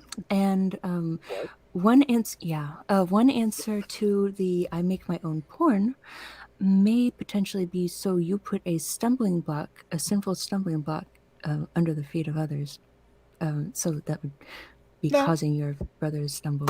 Or sister. I'd say it's more like tying their shoelaces. No, I wouldn't accept that because my response would be, no, it's my own material for my own use. I mean, Like, I might be like, I don't know. It depends what you define. Like, does it I really don't count know. as watching porn if it's you? Yes, you can definitely star in your own porn. You absolutely can. Now, what I'm wondering is, by the Ray Comfort standard, is that like watching porn, or what? Is that homosexual? Or is that more akin to masturbation? But then again, you're not even touching yourself necessarily. I'm not touching you. Yeah, exactly. Is this like a metaphysical game of I'm not touching myself? I'm not touching you. I'm not touching me. I'm not touching anybody. I'm just watching myself. That could be quite the conversation to try to have with Mr. Comfort. I wonder how comfortable he would remain. I'm tempted because I'm pretty sure that he doesn't actually know how most of this stuff works. So, like, well, hey, let me show you what's going on here, Ray. This is red too. Well, you're taking this from the wrong angle too. You're taking this from the wrong angle. He's Really, a Nick? Christian. Really? Yes. I did not watch my context because of this reason. He's a Christian. Well, I'm making porno with my wife or my husband or significant other, whatever. Well, No, if no, it's- gotta Why be is that married. wrong? Gotta be married. Yeah. Married, yeah. Yes, married. Absolutely. A good Christianly married couple making porn together and watching it. Is this a sin? Then you self-critique each other. Yeah, That's a yeah. healthy See, dynamic. That's really healthy. hey, hang on. Let me get out the telestrator. See, when you did this here, Different type of like cuck porn. You're really Hold on, you're Jared. watching yourself. Jared, if you're gonna do that, you have to do it in the John Madden, Pat Summerall voices. No, wait, I got it. The reason that you make porn with your significant other is to make sure that when you say, oh God, oh Jesus, that you're not actually saying the Lord's name in vain. No, they would still, that would still, the X's and O's. no, that would still be considered saying the Lord's name in vain. Okay, then you do it to catch yourself. Okay. I don't know. She's like, I think I'm we just found a trying new to industry. new industry. You know, technically, Puritan porn. Yeah, Puritan porn. We do not say Jesus or God while we're fucking on camera. No condoms though. No condoms though. Yep, 'cause yep. birth control bad. right? That's because that's if not a problem conception for is some gonna of us. happen. Some prefer the feeling of no barrier, anyways. I mean, I prefer no barrier, anyways, but we take steps. Well, there's There's more still to it. precautions. It's just, I mean, Don't like it. It's more to it than that. Like if it's your husband and wife, you don't need it unless you're planning, unless you don't want to conceive.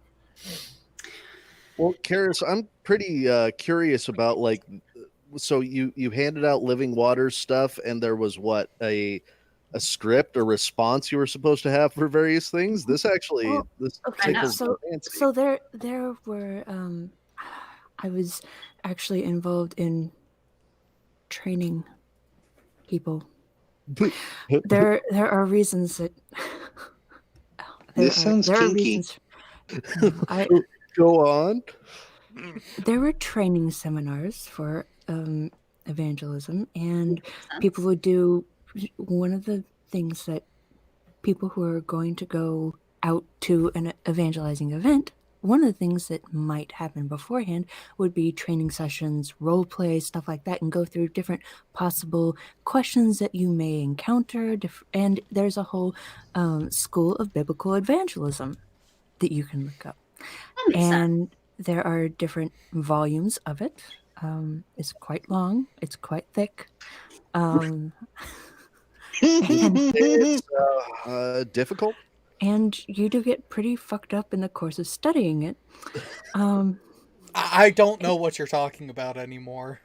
No, I'm following. Keep going. I'm totally following. I'm with you. I gotcha. I have done street preaching. I have done tract distribution. I have done evangelism training. I was a fundamentalist, quite hardcore fundamentalist, and that's one life that I came from, and I'm now this. I'm this now. And we're okay with this. There are thought you did. ministries. There This are is good. ministries that I used to be involved with, who do not know of my current whereabouts online, and I like it that way. That sounds sinister. Well, I mean, they're not hugely prominent, except in certain areas, but they're nonetheless connected. Makes sense. And so it things, stuff, lots of stuff. But so especially yeah, things. So if you want to check out some of these tactics, Tactics is the title of a book by Greg Koukl, by the way, that you can look up and flip through it. It's mostly that mostly involves shifting the burden of proof. That's basically the main tactic he gets around to discussing. Really, it's what it boils down to: shift burden of proof. Really, is it? Okay, so where would I find this? Because I'm Probably curious about these tactics. Probably, if I'm still correct, you could probably go to Amazon and find it. You could probably also go to the Creation Museum website store and find it there if it's still sold there. But it's Tactics by Greg Koukl. It's not a huge book. Greg, what was that? Koukl. Koukl. Koukl, I believe, no E. And the School of Biblical Evangelism. Flip through that, see what has been taught to those going into street ministry through that organization. And it's not. What? I'm sorry to interrupt. It's not just Greg Koukl. It's Greg Koukl and Lee Strobel. Yeah, because I was gonna say they may have collaborated on something since then. Oh, sorry. This is the 10th anniversary. My apologies. Pine Creek actually has a series of videos that kind of goes into some of Greg Koukl stuff, and really, really good videos if you ever wanted to go down that rabbit trail where he discusses some of Greg's stuff. One handy thing for being able to debate people who are using these techniques is Ironmanning. Learn how to Ironman to the best of your ability, because if you can make their argument as strong as possible, you're no longer arguing against the straw man, otherwise your argument will fall. you're ironing against it. No, you're arguing against an Iron Man. So learn how to Iron Man their arguments, and argue Fuck against yeah. that. Yeah, for sure. So, but to do that, you have to know what their arguments are, what they base it off of, how much knowledge they have surrounding their responses, or whether or not they're just canned responses, which they often are. They're often just, oh, you got this question, here's an answer for it. They have no they often, I can't say they, because I don't know they, but they often have no knowledge to be able to discuss this in depth. Why am I gesturing? I'm not on camera. But they have no. They have We didn't no know knowledge. that. You're You outed yourself. I talk So- with my hands too, so don't feel too bad. I'm Italian. I talk with my hands. Oh yay, a guinea. my Continue. but makes you there's not adorable. really. Don't ever apologize for it. Oh, I have plenty to apologize for, as you guys have now heard. Fair enough. I am partially responsible for some of a good portion of the street preaching that has occurred on many portions of the Eastern Shores.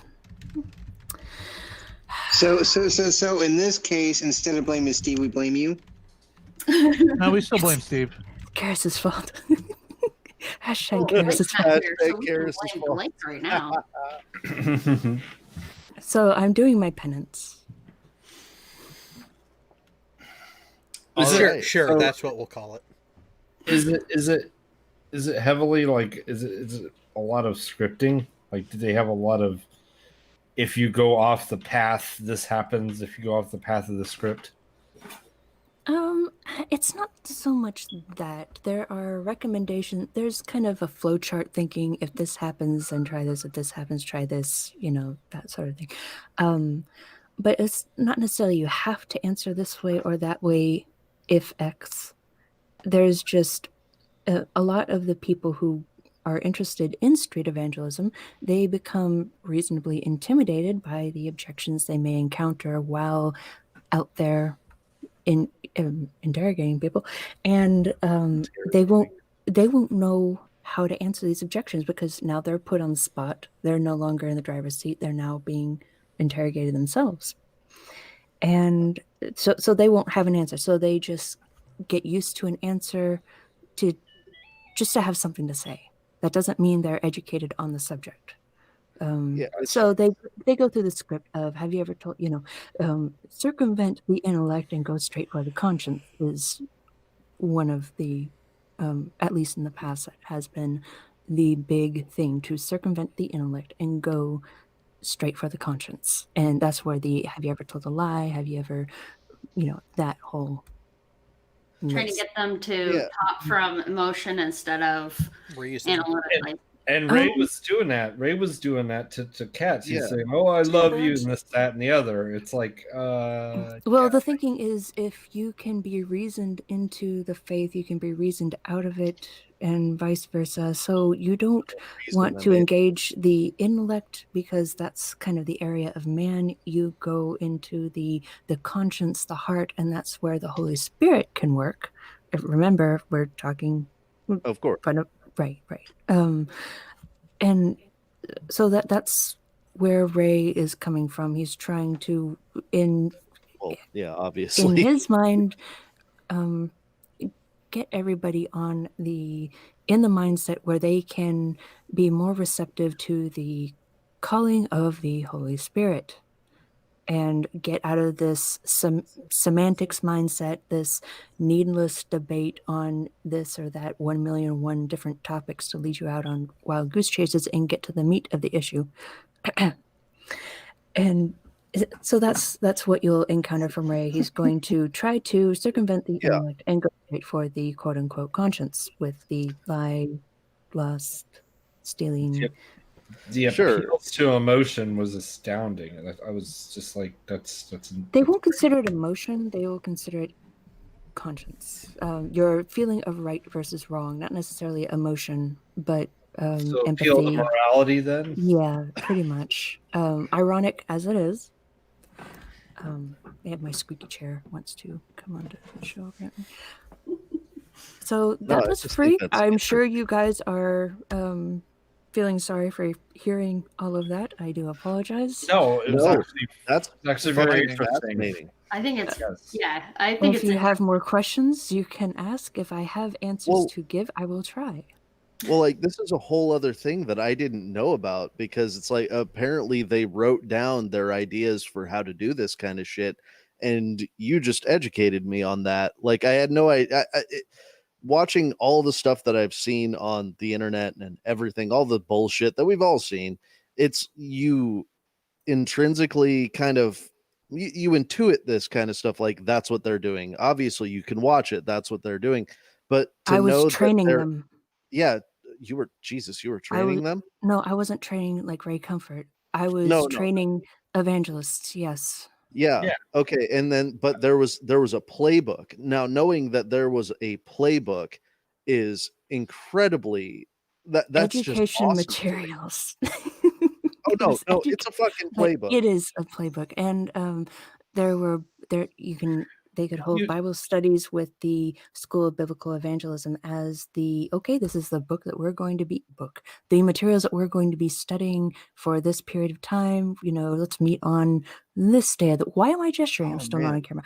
But so Dude, there would be entire seminars. There are evangelists that go around and teach other wannabe evangelists, and they get the lay people out there doing God's work, bringing the gospel out to the masses.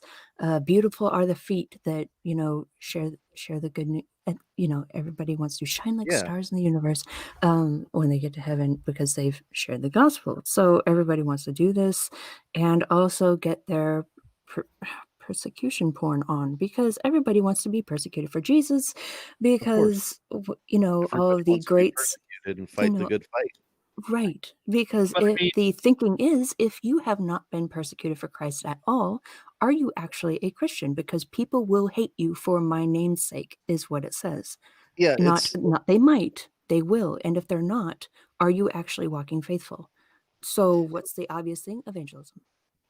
yeah, it's that whole thing about the reinforcement that oh, you're going to get hated for this, and then you go out and act like an asshole and get hated and reinforce the whole Yeah. concept of you being It's a Well, they the just- same- it's the They also same just thing that- redefine persecution. So It's Yeah, the I'm same going to thing that yell. Mormon Church does, though. It's the same I'll thing yell the Mormon to- Church does. I was gonna say that's exactly what we were taught to do. Like, I mean, they don't teach you but But they send you on a mission, like you're Yeah.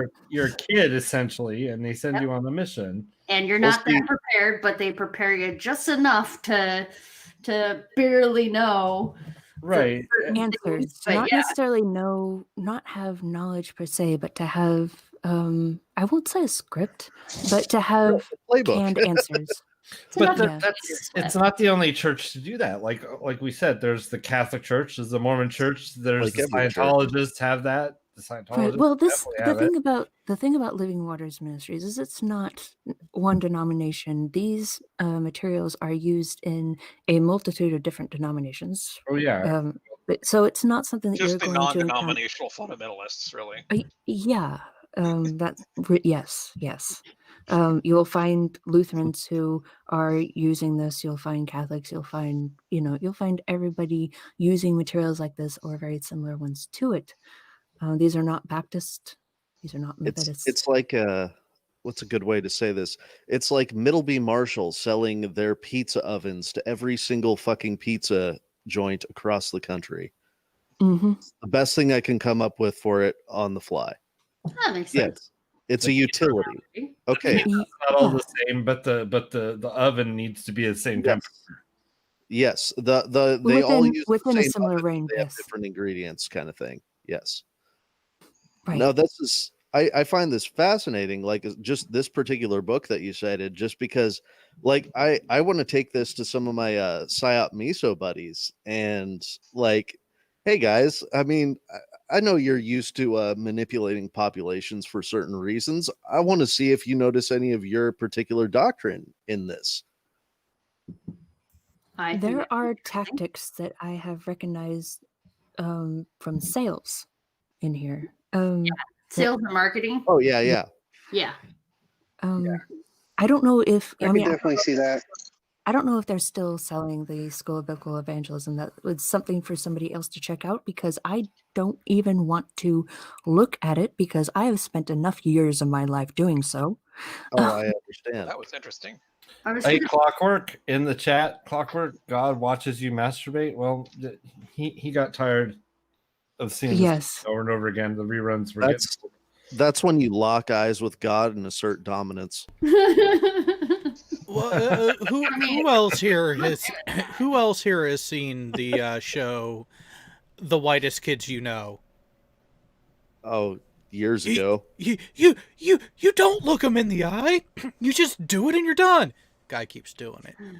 No, ew, that's weird. No, don't touch them together. Oh, don't finish. Oh, no, you never finish, boss. Oh, it's been a long time. But still a great show. Jesus.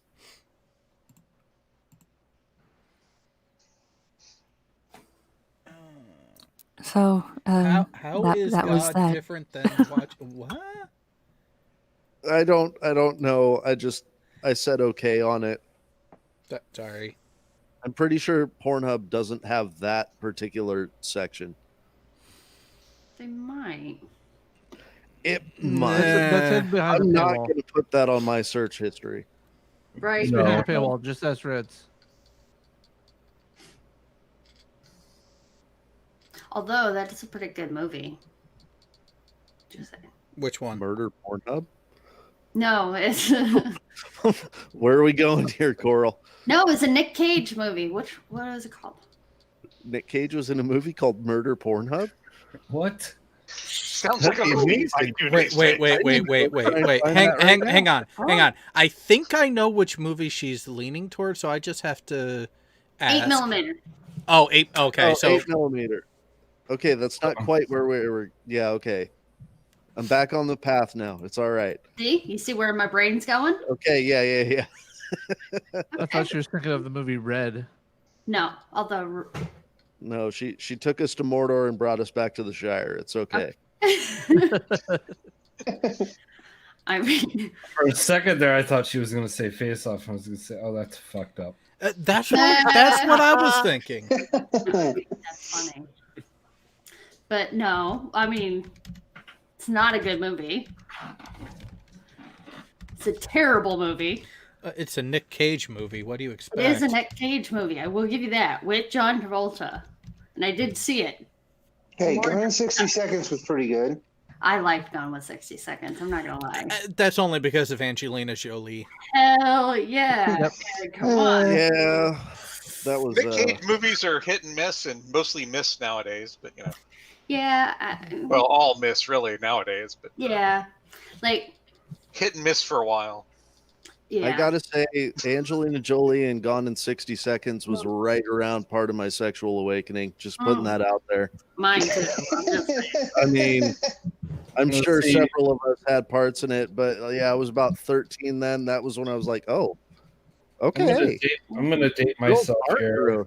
I'm gonna date myself here. I was sexually awakened to Angelina Jolie in Hackers. Yes. Okay, you know what? I'll give you that. Oh, And Yeah, I'll give him that one. and honestly, I think she was better in that movie. she was She was. amazing in that one. So mine went Here you go, Gone in Jared. And she was amazing in Tomb Raider too. So Well, I'm not a fan of plastic parts. Yeah. See, I saw Gone in 60 Seconds, and then I looked up Hackers, and then I looked up Gia, and Gia was where it was at. I wasn't a fan of Gia. Well, okay, the whole movie, yes, but you actually saw her tits. That's what I'm That's referring true. Yeah. Post surgery. Yeah. to. Yeah. I mean, So that was fun. I'm trying to think. Trying to think. I'm trying to, because I'm trying to think, because there was another movie that she had a really great tit shot in. Which one was it? Oh, it's the one with Antonio Banderas, isn't it? Yeah. Original Sin? Yeah, Original Sin. Ooh. Wow, of course, I remember that from 20 years ago. Like, oh, what's that other movie you saw Angelina Jolie's tits in? Oh, yes, I remember that perfectly. Here you go, guys. How do you calculate a Taylor series? I have no fucking idea. Right? Yeah. That's it. It's a chaos you guys have throttled in the chat. Think about now. Welcome Sorry. to VTW, the greatest show on YouTube about nothing. This is like the first time I've had to fucking actually relax in the last 3 weeks or so. So yeah, I'm trying to figure out which of the like 20 celebrity crushes I had at the time would have been my sexual awakening. But I'm poly, so well, yeah, knowing you, Karis, it was probably a good 2/3 of them. like I mean, there was Harrison Ford. Yes. Oh wow. What Yeah. No. By all means. Hey, I got Diane Lane on there. All right. Well, I mean, Sean I got- Connery was one of mine, and he was already old. Yep. Well, you know, me and often older men. So Mhm. Charlize Theron. Amanda Tapping was one of mine. Jared, 11 months counts. Let's see who else. I mean, Angelina Jolie was it. Well, but then again, you also have ones out there like Rachel Interestingly, Weisz. My first sexual experience though was with a girl. So Rachel Weisz, she was cute. Yeah. Enemy at the Gates. She has a great voice. Yeah. And Enemy at the Gates get a nice full view of quite the asset. huge tracts of land. No. If we're going that, so I was so pissed when Swordfish came out with Halle Berry. Halle Berry herself. Oh, Yeah. You know, Like, the worst possible. I mean, it was so brave of her to do that, and But to why do it waste it What? on that No. movie? well, yeah. Why that movie? But here's what I like about that, and this story has been confirmed over the years afterwards. When she read the script and saw that, she said, "Okay, you know what? I'll do it, but one condition. My character is not just a bimbo and actually has to have something intellectual to say." Yeah. Good fight. She didn't want to be the trope and show her tits. That's all. Yeah. I wrote it no last name.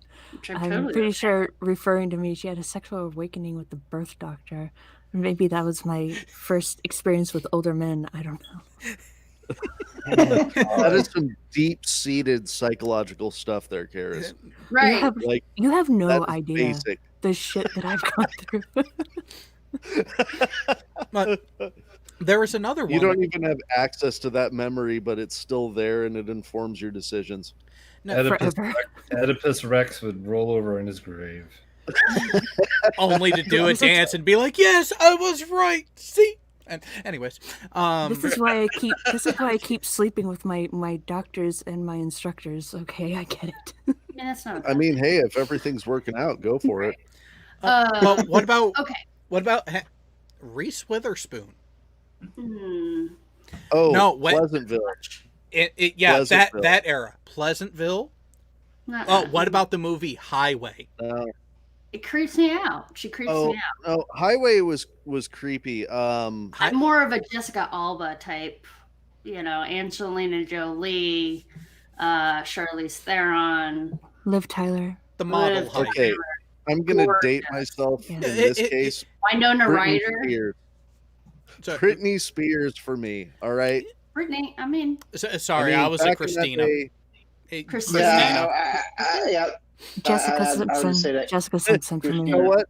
I'll give you the Jessica Jessica Simpson, Simpson. like the tuna fish. The what? I couldn't. What? The tuna fish What? thing. Wait, do you where mean? is It was going with this? the I am going completely only shallow. I am going only by appearance at the moment. I have no clue about a tuna fish thing. Oh, Jessica Oh, Simpson know. was so Jessica Simpson. When she was dating then married Nick Lachey, they had Yeah. their own TV show on MTV where Oh, yeah. Jessica let everyone know just how sheltered of a childhood she had because she thought Go. she thought tuna was actually chicken because it's called chicken of Chicken the of the sea. sea. You have no idea Wow. how stupid what the stupid things I have thought because of how quote unquote sheltered I was. I can't hate on her for that. Well, I can't. I I can't. can't either because I was brought gotta up find Mormon, it. so I get it. But it was just When you're I don't know. when you're She went deprived into to the that dumb extent. blonde trope that I absolutely hated because during that time I was all about GI Jane and like proving that women were just as good as men, and And then you Jessica have her. Simpson, I have no time for the dumb blonde meme at all. Like When you're I deprived of enough, th- I'm just saying I don't know to what extent she was deprived of education. I don't know. Well, and that's just it. It's not an intentional Yeah. lack of knowledge. Usually, it's just they just were not informed ever that tuna was a fish. yeah. The, But she was feeding into that trope, you know. It was just like, and and probably to no fault of hers. That's what I'm saying. that's It not was necessarily. I'm I just- mean, I'm not saying that that's not true. It's just saying I'm just saying my thoughts back then colored me against her. That I just couldn't stand her. gotcha. So I'm just sitting here thinking of that fucking meme about morophilia being only attracted to stupid people. Just like, God damn it, Benjamin, you're just so fucking stupid. Just get your clothes off, Jesus Christ.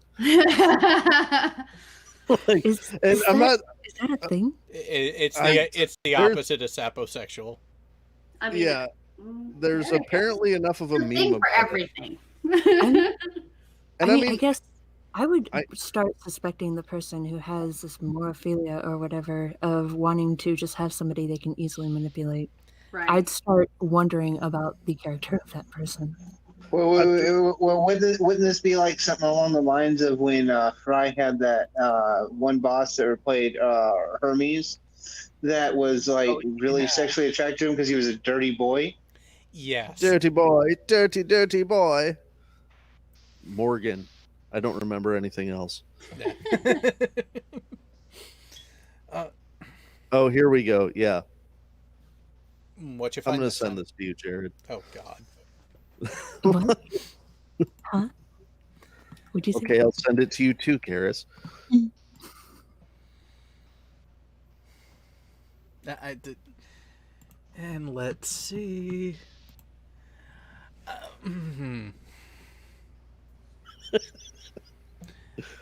Wait, shit. Shouldn't I have? Oh boy. All right, let's go ahead and read this. I'm proud to identify as a morosexual. I'm attracted to dumbasses and dumbasses exclusively. A guy asked me what the Spanish word for tortilla was once, and now I dream of kissing him under the moonlight. Oh my god. I mean, you do you, boo. Oh, there's more. There's more. The same idiot. What kind of animal is the Pink Panther?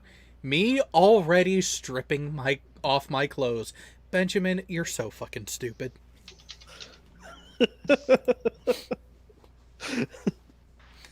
Oh my god. I'm not saying it's good. I'm not saying it's bad. I'm just saying there's memes about it. It's a thing. It is a thing. No, It's you know, if- definitely a thing. There's a thing for everything.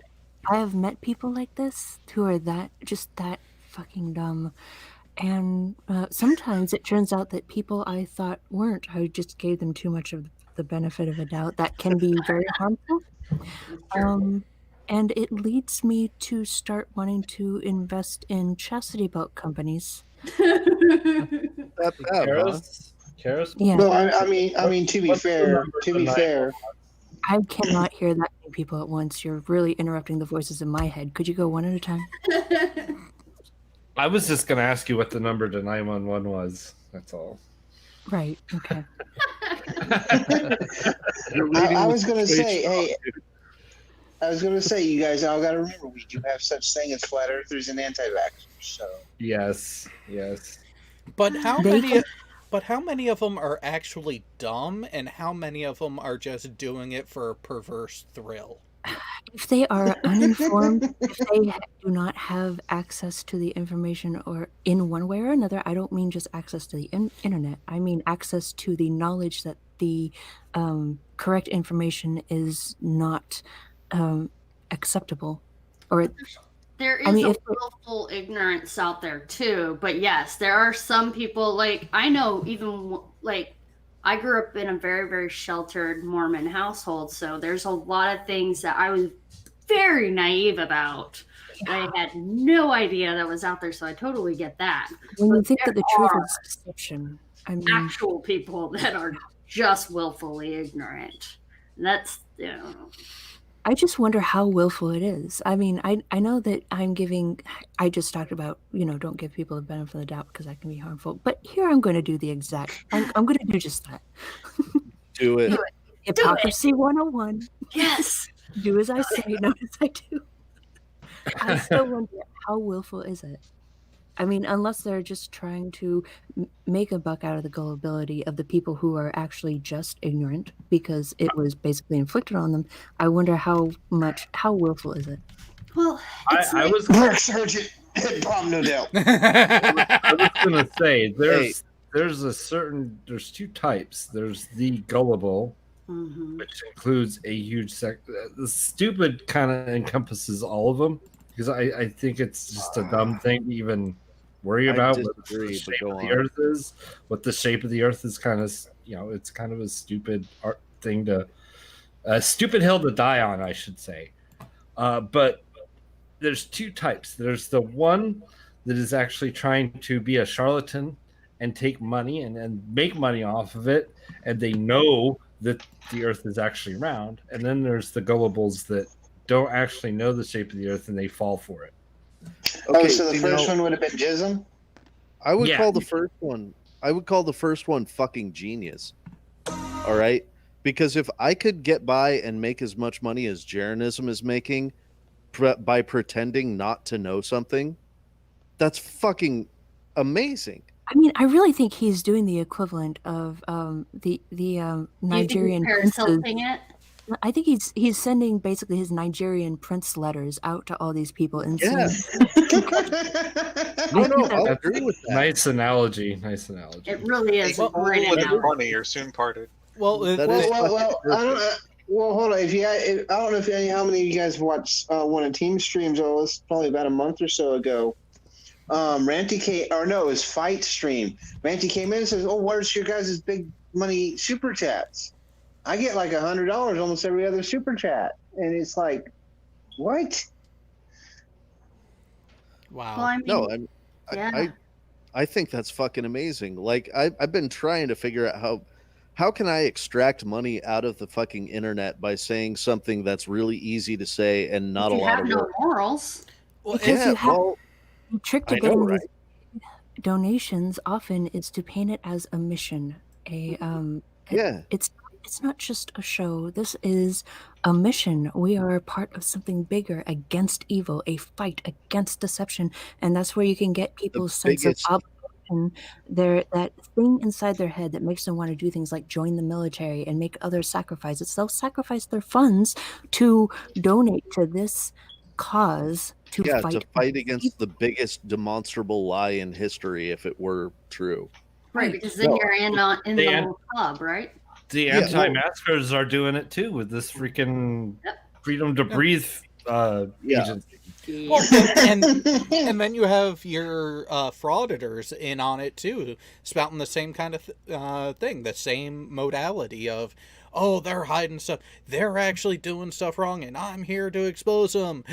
If you want me to keep doing this, here's how you can send me money to actually fund my trips to all these different towns to harass people. And then there's Jason. No, it's like a bunch of buddies of mine when we were working at Space Command always said that we were going to fucking wait until years after we got out and we were just going to make up some fucked up stories about, you know, there's aliens in the DC or some shit like that. Something stupid, something we could sell to the fucking ancient aliens and stuff because we have the credentials to actually say, hey, we were in Space Command. Here's what it was. And we were always talking about how we were going to do that shit. But like, I'm sitting here going, no, I can't do that. I know I could make a shit ton of money doing that, but I can't fucking do that. Well, and yeah, there's and you talk a about your sort of- credentials, and that's a big thing sometimes. Yeah, well, What's that? and right here we have just one piece of evidence to show that at least one of the big names in Flat Earth is not actually there for the knowledge. He's in it for the money and notoriety. Frickin' Mark Sargent went down to Australia to be part of a commercial that he knew was making fun of Flat Earthers. And he straight up said, yeah, I did it. They paid for my trip down there. Why wouldn't I? And honestly, there's a small part of me that actually fucking admires that. Well, see, Jared, here's the thing: is in Mark Sargent's case, he's under the belief system that any publicity is good publicity. I mean, if you're gonna own it, you know. I mean, oh no, Yeah. I give him credit for owning it like that, but dude, you can't say you're only in it for the truth after you've done that. Yes, you Well, can because you're gotta getting remember. paid to say you're You only gotta in it for the remember. truth. He got fucked over by Netflix. He got fucked over by no, what's her Behind name? her? No, Patricia Steer. Patricia. Patricia. Oh, So yeah. he's like, "Fuck it, I'm just going to be the whipping boy." No, he Speaking didn't, of, he didn't Nigerian- get fucked over by Patricia Steer. He just didn't get fucked by Patricia Steer. right. He wanted Oh, to. he got friend zoned so hard. God damn, did he ever? Oh, I loved watching that. I loved Okay. watching Behind the Curve because So- she's sitting there going, "Ooh, this is good popcorn," and I'm sitting here going, "Like, why aren't you making a move, dude?" But okay, on the concept of you can't be in it for the truth if you've done a thing like that, namely gotten people mocking you for something, right? Is that what you were basically saying? No, is you cannot say you are only in it for the Oh, truth only. if you've done something like that and have admitted Not- you did it for the money and the free Not trip. necessarily. Not necessarily. You could view it as you are using your position to extract money from the opposition to continue your mission. Mm-hmm. If that anything goes, yeah. I mean, you can do some pretty good mental gymnastics to get It's- around all those barriers. And I also got this one too. I mean, credit where credit's due. Yeah, Nathan Thompson is homeless, but you know he's gotten a hoverboard, he's gotten a dog, he's gotten a van. You know, Hey, he's got a fucking van, all right? Good for him. But is Look it? at But, Globebusters. They went and got somebody Down to by the actually river. pay for the gyroscope. It's a $25,000 gyroscope they got. what? No, it was below 20,000. It was like 16 to 17, but it's still a high dollar piece of equipment Yeah, that Right. they screwed that's worth up. more than my car. Right? I was about to say you could go buy a nice used car for 16 grand. Oh yeah. Oh Mhm. yeah. Oh, in my area, you can get a used Maserati for 25. Nice. You know, I know several cities where I can go get like a Porsche Boxer or even an older 911 for in the 15 to 20 grand mark. Yeah, There you go, so Jared. I mean, that's a decent car there. I think that's my favorite part. I think it's broken. After they leave the documentary crew, Yep. start. Which is kind of a nice microcosm for every time a flat earther tries to go on like Fight or Teams channels, because it's like they can't figure out how to work the technology. Yeah, right?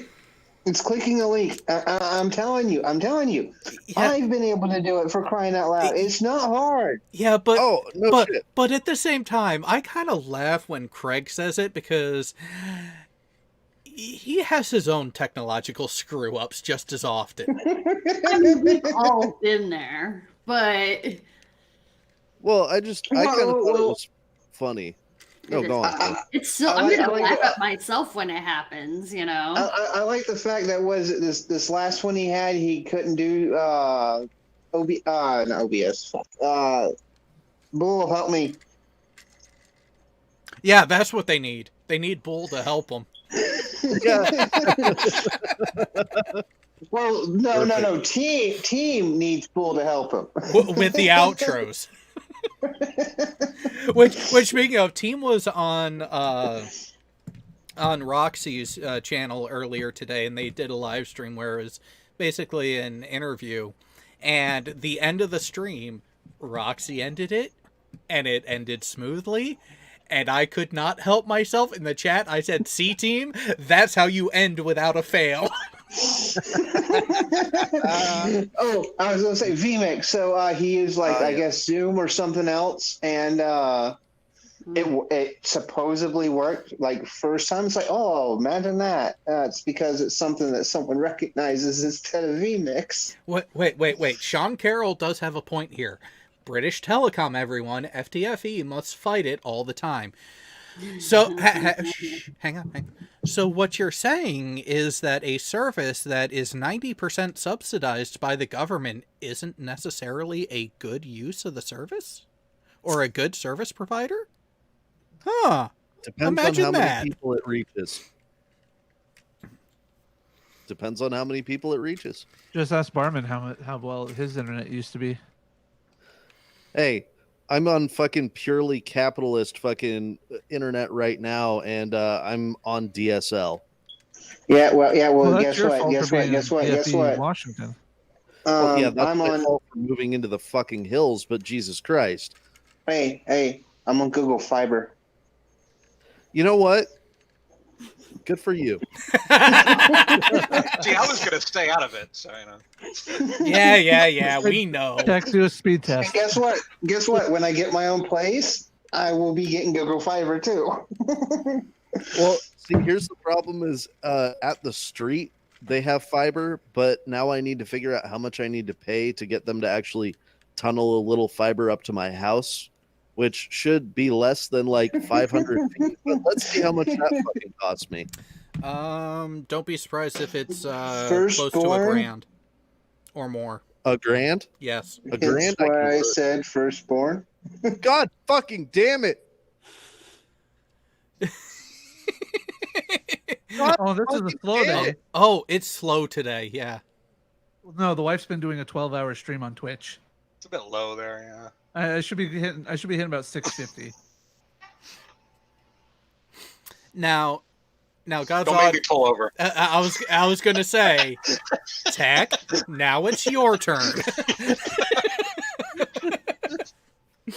My max is fucking. Oh no! Hang on.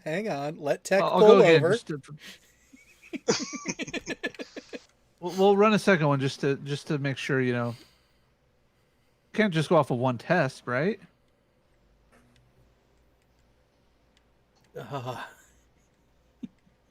See? Oh! She must be either shutting down or just having a lull point. Cutscenes, they'll kill you every time. Yeah. She's playing SWTOR, so Okay. lots of cutscenes in the beginning of the game, so you know. Yeah. And now that Tech has pulled over. Let me get over here, move some stuff around. Now, if you think Jay's connection was nice, Hey, it gets the job done. that it does. It'll do, pig. It'll do.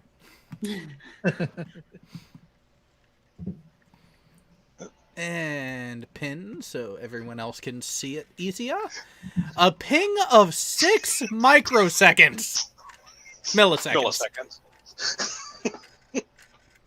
Oh, why did you do that? And topped out at about 750. Take a Up, look. up, and down. Yeah, take a Yeah, look. mind at you, where I I'm still at. left the online game up in the background, and this is running too. Ouch. That's all I gotta say Oh. about that, because I could share. I'm sharing right now, and Do you want me to? Do you want me Oh. to send some of my? You want me to send some of my internet up to you there, God's Auditor? Oh. Yeah, I'll share mine I in a would couple of months when I have my own appreciate place. that. God's Auditor, Yeah. did you see text, though?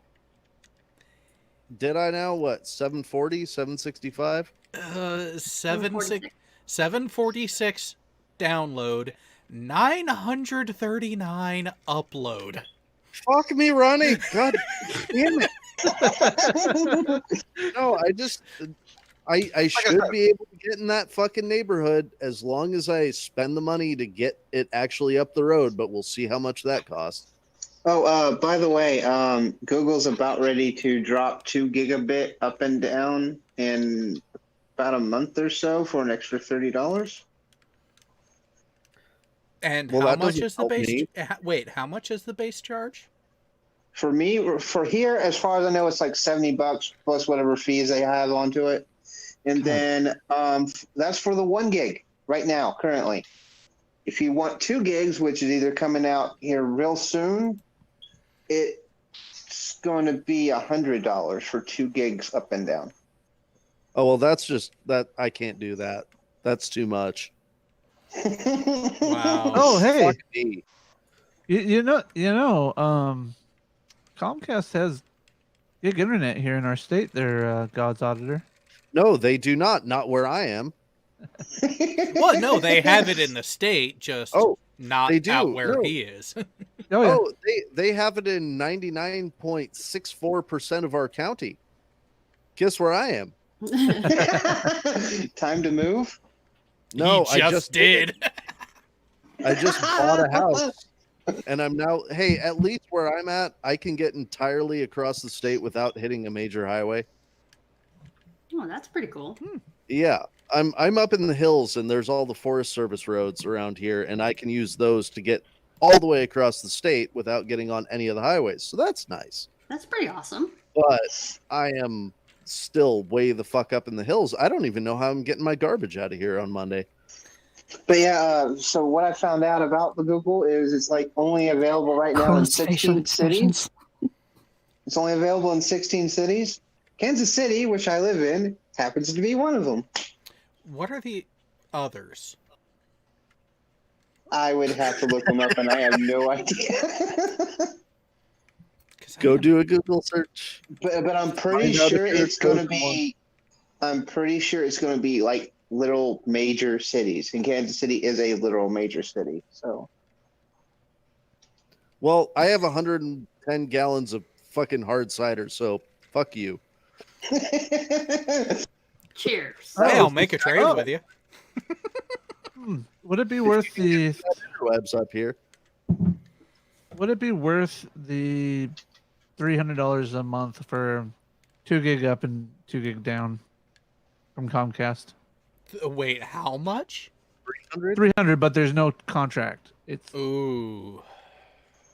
ouch. Do they have a cap? Well, Do they put a cap? yeah, they do, but you can't. Google You can't pay doesn't for do a more. cap. well, I was gonna say, what is the price on a contract? Let's see. I'm seeing if they have a contract rate here. I'm betting based on the 100 that I got that it's probably around, $300-400 a month. Well, that's for the uncontracted amount. They don't have a non-contracted rate apparently, or they don't have a contracted rate for the 2 gig up, but they do have a $85 a month for 1 gig down. Well, shit. I'm paying 35. I mean, hey, you can always just wait till Starlink's fully operational. You know, Nope. It will not work that nicely. It will not. It actually is working pretty decent. Well, hang on. Hang on. Given God's how not mobile God's fibers rolled out, I wouldn't hold our breath on the Starlink thing until we see where. Yeah. No. Well, here is the other thing to think about, though. It's Starlink. It's not HughesNet. No, okay. It's Starlink. It's not HughesNet. Herein lies the problem. It's still satellite. Okay? So you still have the entire atmosphere to go through. It is physically impossible for it to be better than fiber like they're talking about. Oh, it's no. From what I saw, their average is anywhere between 400 to 500, but that's on like peak. That's peak. That's even 400 to 500. That's like when you see the fucking cinematic on the game trailer and you are like, oh my god, that's amazing, and then the actual game drops. No, that's okay. It's what I'm saying is it's damn near physically impossible for a satellite connection to be that amazing. Now, okay, when they're talking about like cross transmitting, when they're actually transmitting between satellites, oh, absolutely, it's going to be fast as fuck. The trouble is what I think. All right, HughesNet is like DirecTV. It uses one satellite pretty much. Yep. It uses a Starlink. I think is using multiple satellites. Yeah, they're using a network. But here's the other thing with HughesNet. They throttle the fuck out of you whether you're actually at your data limit or not. They just fuck with you to fuck with you. Well, I mean, knowing little bits of shit that I know. Okay, HughesNet, the throttle you, yes, but that's more of like a discretionary thing. It's not like Comcast fucks you. Oh no, it's worse. It's worse. It's far worse. Really? Yes. No, I mean, absolutely, you're going to get less fucking speed. What I'm saying is that Comcast fucks you. Comcast has redundancies that can make things significantly faster. HughesNet doesn't have that kind of backbone, and so when they're throttling you, it's more of a discretion thing. Whereas with Comcast, it's we don't have to power up this fucking section. Let's leave it alone. Oh no, God's Auditor. I used to have to deal with HughesNet, and quite literally, their justification for throttling was because, you're over your data limit. Oh, well, okay. 32 hours into the billing cycle. What? I can see that. What was your cap, like 2 gigs? No. The cap didn't go over. No, didn't go over, didn't even come close to the data limit, but they throttled it, and when pressed on it, they said it's like, you're over your data transfer limit, so we have to based on your contract. Okay. They fuck with people on their billing like that. That is why I hate HughesNet. I will definitely take that under advisement because my entire experience with HughesNet was military related. So yeah, I'm not going to go beyond that, but my understanding of it was that whereas Comcast has a much larger network's not entirely the right word for it, but I guess capability. Infrastructure, that's a better word. Yes. Comcast has a significantly larger infrastructure so that when they throttle you, it's mostly for fuck you. We want our fucking bonuses. HughesNet, it's more out of they don't have the infrastructure. But this is also like 4 years out of date too. So I was just wondering what Jared feels about HughesNet. Let's put it this way. Yeah, I think he's kind of like masking his feelings there a little bit. HughesNet is the only ISP that I have found that has multiple Facebook and other community posting pages titled for them saying "fuck HughesNet." I don't know, Windstream. I got laid off from Windstream because they bought the company I worked for. when I was trying to interface with HughesNet at one point, they ended up blocking me because they did not want to answer my question. Were they hard questions or difficult questions? Why are you throttling on a commercial? Why are you throttling my account? Interesting. I know how to manipulate HughesNet in certain ways, but I chose to go with fucking DSL over HughesNet where I'm at, just based on cost alone.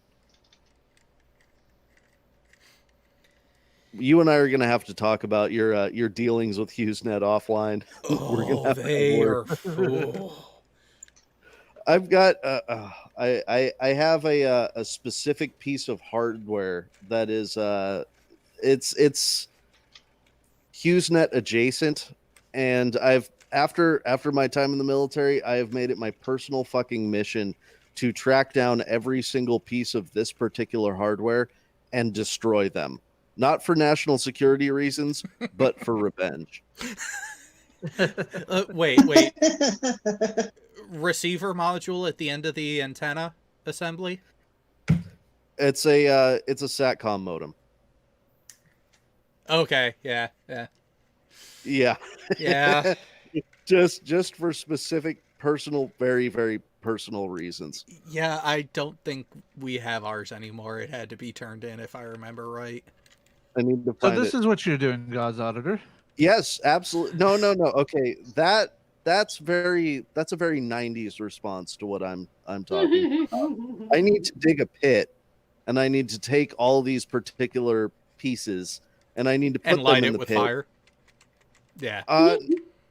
I'm thinking like white phosphorus grenades. Just something I would very, watch very. that. Yeah, I would watch that. I'd record that and watch that every fucking day because of how much I hate these goddamn systems. Oh, and this is what happens when you become a world subject matter expert on shit. No, it's kind of not. It's just a little bit more overkill than what I did 2 nights before I left Washington. Oh, do tell. Half my uniforms. Oh, hey, yeah. We're having a bonfire tonight. Yeah, we're having a grand old time. Come on out back. Oh, what do you have to burn? Oh, don't worry about it. I'll just show you. Oh no, that reminds me of the about a month and a half before I left Monterey. We had a book burning. Oh. Yeah, no, I know it sounds terrible, but we were burning our Korean language books because we'd finished the program. Don't blame you. Yeah, no, we were just tossing them on and just like looking at them, opening them up, and just reading different Korean words out of it, and just being like, "Oh, that word. Do you remember that? No, fuck it. We graduated." Burn. That's adorable. Yeah, and some of the things that the military style of training puts you through makes you wonder which sadist actually came up with them. Right? True. Amen. Maybe that's why we're all so tapped, is we kind of just started going into a pseudo Stockholm syndrome and just started accepting certain traits of the assholes that were in charge of us. Yeah, we're just sitting there going like, "Oh yeah, no, that sounds normal. Wait, does that sound normal? Fuck it. It's usual." Right. Yeah. Well, it's like when you get out, it's like, wait a minute. I shouldn't expect my boss to randomly yell at me for no fucking reason. One word. One word. Snafu. Oh. It's Boobar. Shit, dude. I started working at the post office about 4 months after I got out, and like I just remember talking to him like, "Hey, yeah, you're showing up on Tuesday. All right, cool. Do I need to have like any grooming standards or clothing standards or anything?" And he's just long pause on the phone. He's like, "No, dude, you're fucking out. Just wear what you wear." God, he could tell by the question you knew. Yeah, because he was in the military like 20 years ago, and he's like, "Wait, what? Oh, I remember that moment. Yeah, no, dude, you're fine. Just, show up with a fucking mohawk. No one cares. Right. Well, I wish that was still the case, though. I sent But you a DM on Twitter, Coral. I see this. I heard it. Was it something she wanted to see? Probably not, but maybe she'll get a laugh out of it. I giggle. It was an unsolicited pic. I mean, It's got Bernie it in there. wasn't dicks, so I'll tell you that. Well, I don't Nothing know. wrong I with mean, unsolicited dick's pics. Right. I'm going to send you one right follow- now, Coral. the follow up in the thread could be a dick pic.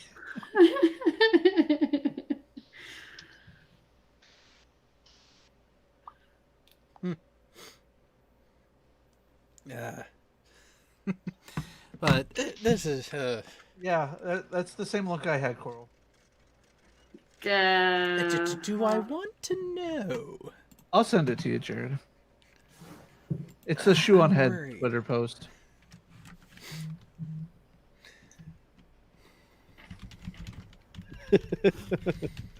There. I sent you an God, unsolicited dick pic, Coral. You and me. Unsolicited dick pics always help, right? Unsolicited dick pics. Okay, Definitely my favorite. Oh, read the whole Mine thing, Jared, too. to yourself. This. Let's see which screen this opened. Oh, are you feeling left out, Karis? There's something I almost said, except Jay is in here.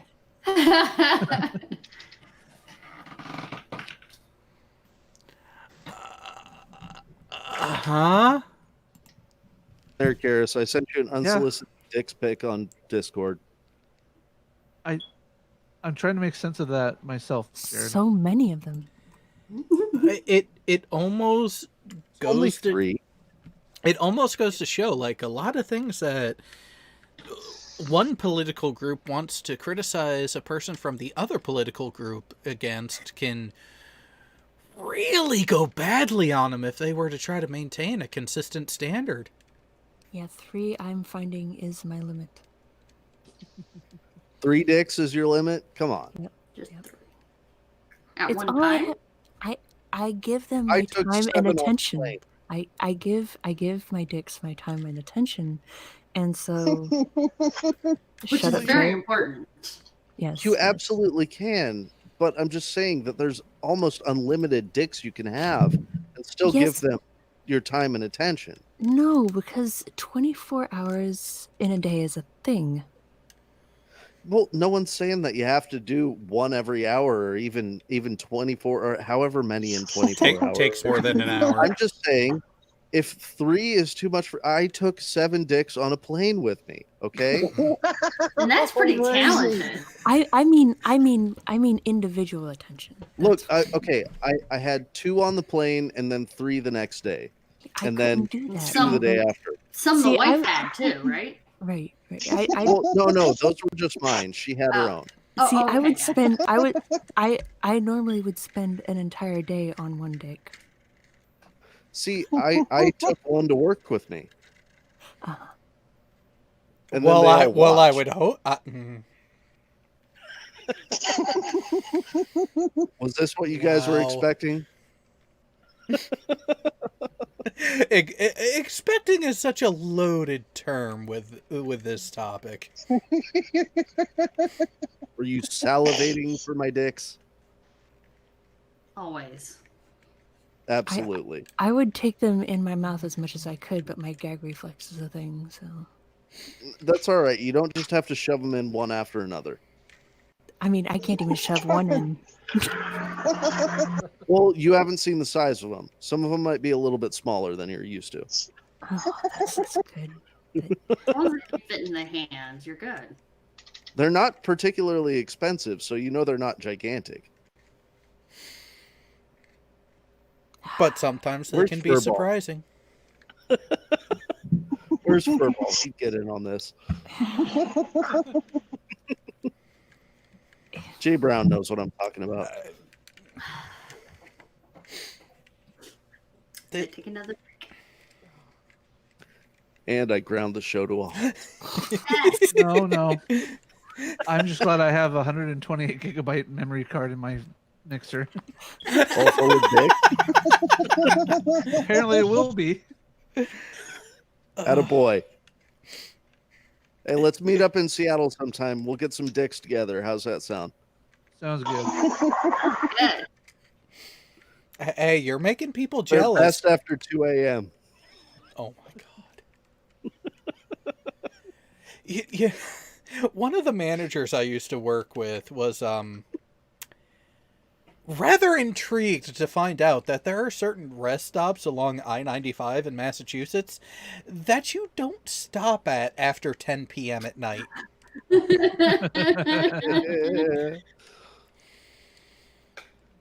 Was. He stopped at one, parked because he needed to take a phone call, work related, and he parked close to a building for the bathrooms that were there. He left his headlights on. He looks up and sees someone leaning out from behind the building, and he just looked shocked for a moment and was like, oh, no, turned the lights off. I don't understand. And then he went up and accidentally knocked shaving a haircut on the door. Nope. He left. He drove off as quickly as he could. Well, that's not a very adventurous soul now, is it? No, he's not. And that's why him stumbling upon something that is a common meeting ground for closeted people of certain sexual persuasions was Way of the so road, bud. hilarious. It's the way of the road. You mean if you take the ride, you gotta? Hey, the way of the road. You won't know unless you try it. Those buildings must be so gross, though. I mean, The guy was behind the building. They don't do it in the building. You don't touch the walls. Truck. Yeah, it's a very common thing for truckers, apparently. Mm-hmm. you have to stand up on your own strength. Wait, what? No. You think they don't touch the walls, so I'm assuming they're standing. I need more information. I'm with Karis on this. That seems a little unrealistic. I cannot stay. You know what? Never mind. I have a feeling this is going to be quite the continuation of the conversation off air, and as we are getting close to 11:30 at night. Shut her down, bud. Oh, Shut her down. this is going to be a beauty of an after show, and the question is, do we keep it here on the meets, or do we go into the Discord and open it up to some of the public to join in too? I think we should not bring it into the public. Depends. Are you into the whole group thing? If you bring it in public, Hey, sometimes the risk of being caught can be fun. I mean, right? That's exhilarating. I mean, Are you into the group thing? That's another question. yes. I mean, is this technically a rest stop or not? And how? Yes, go on.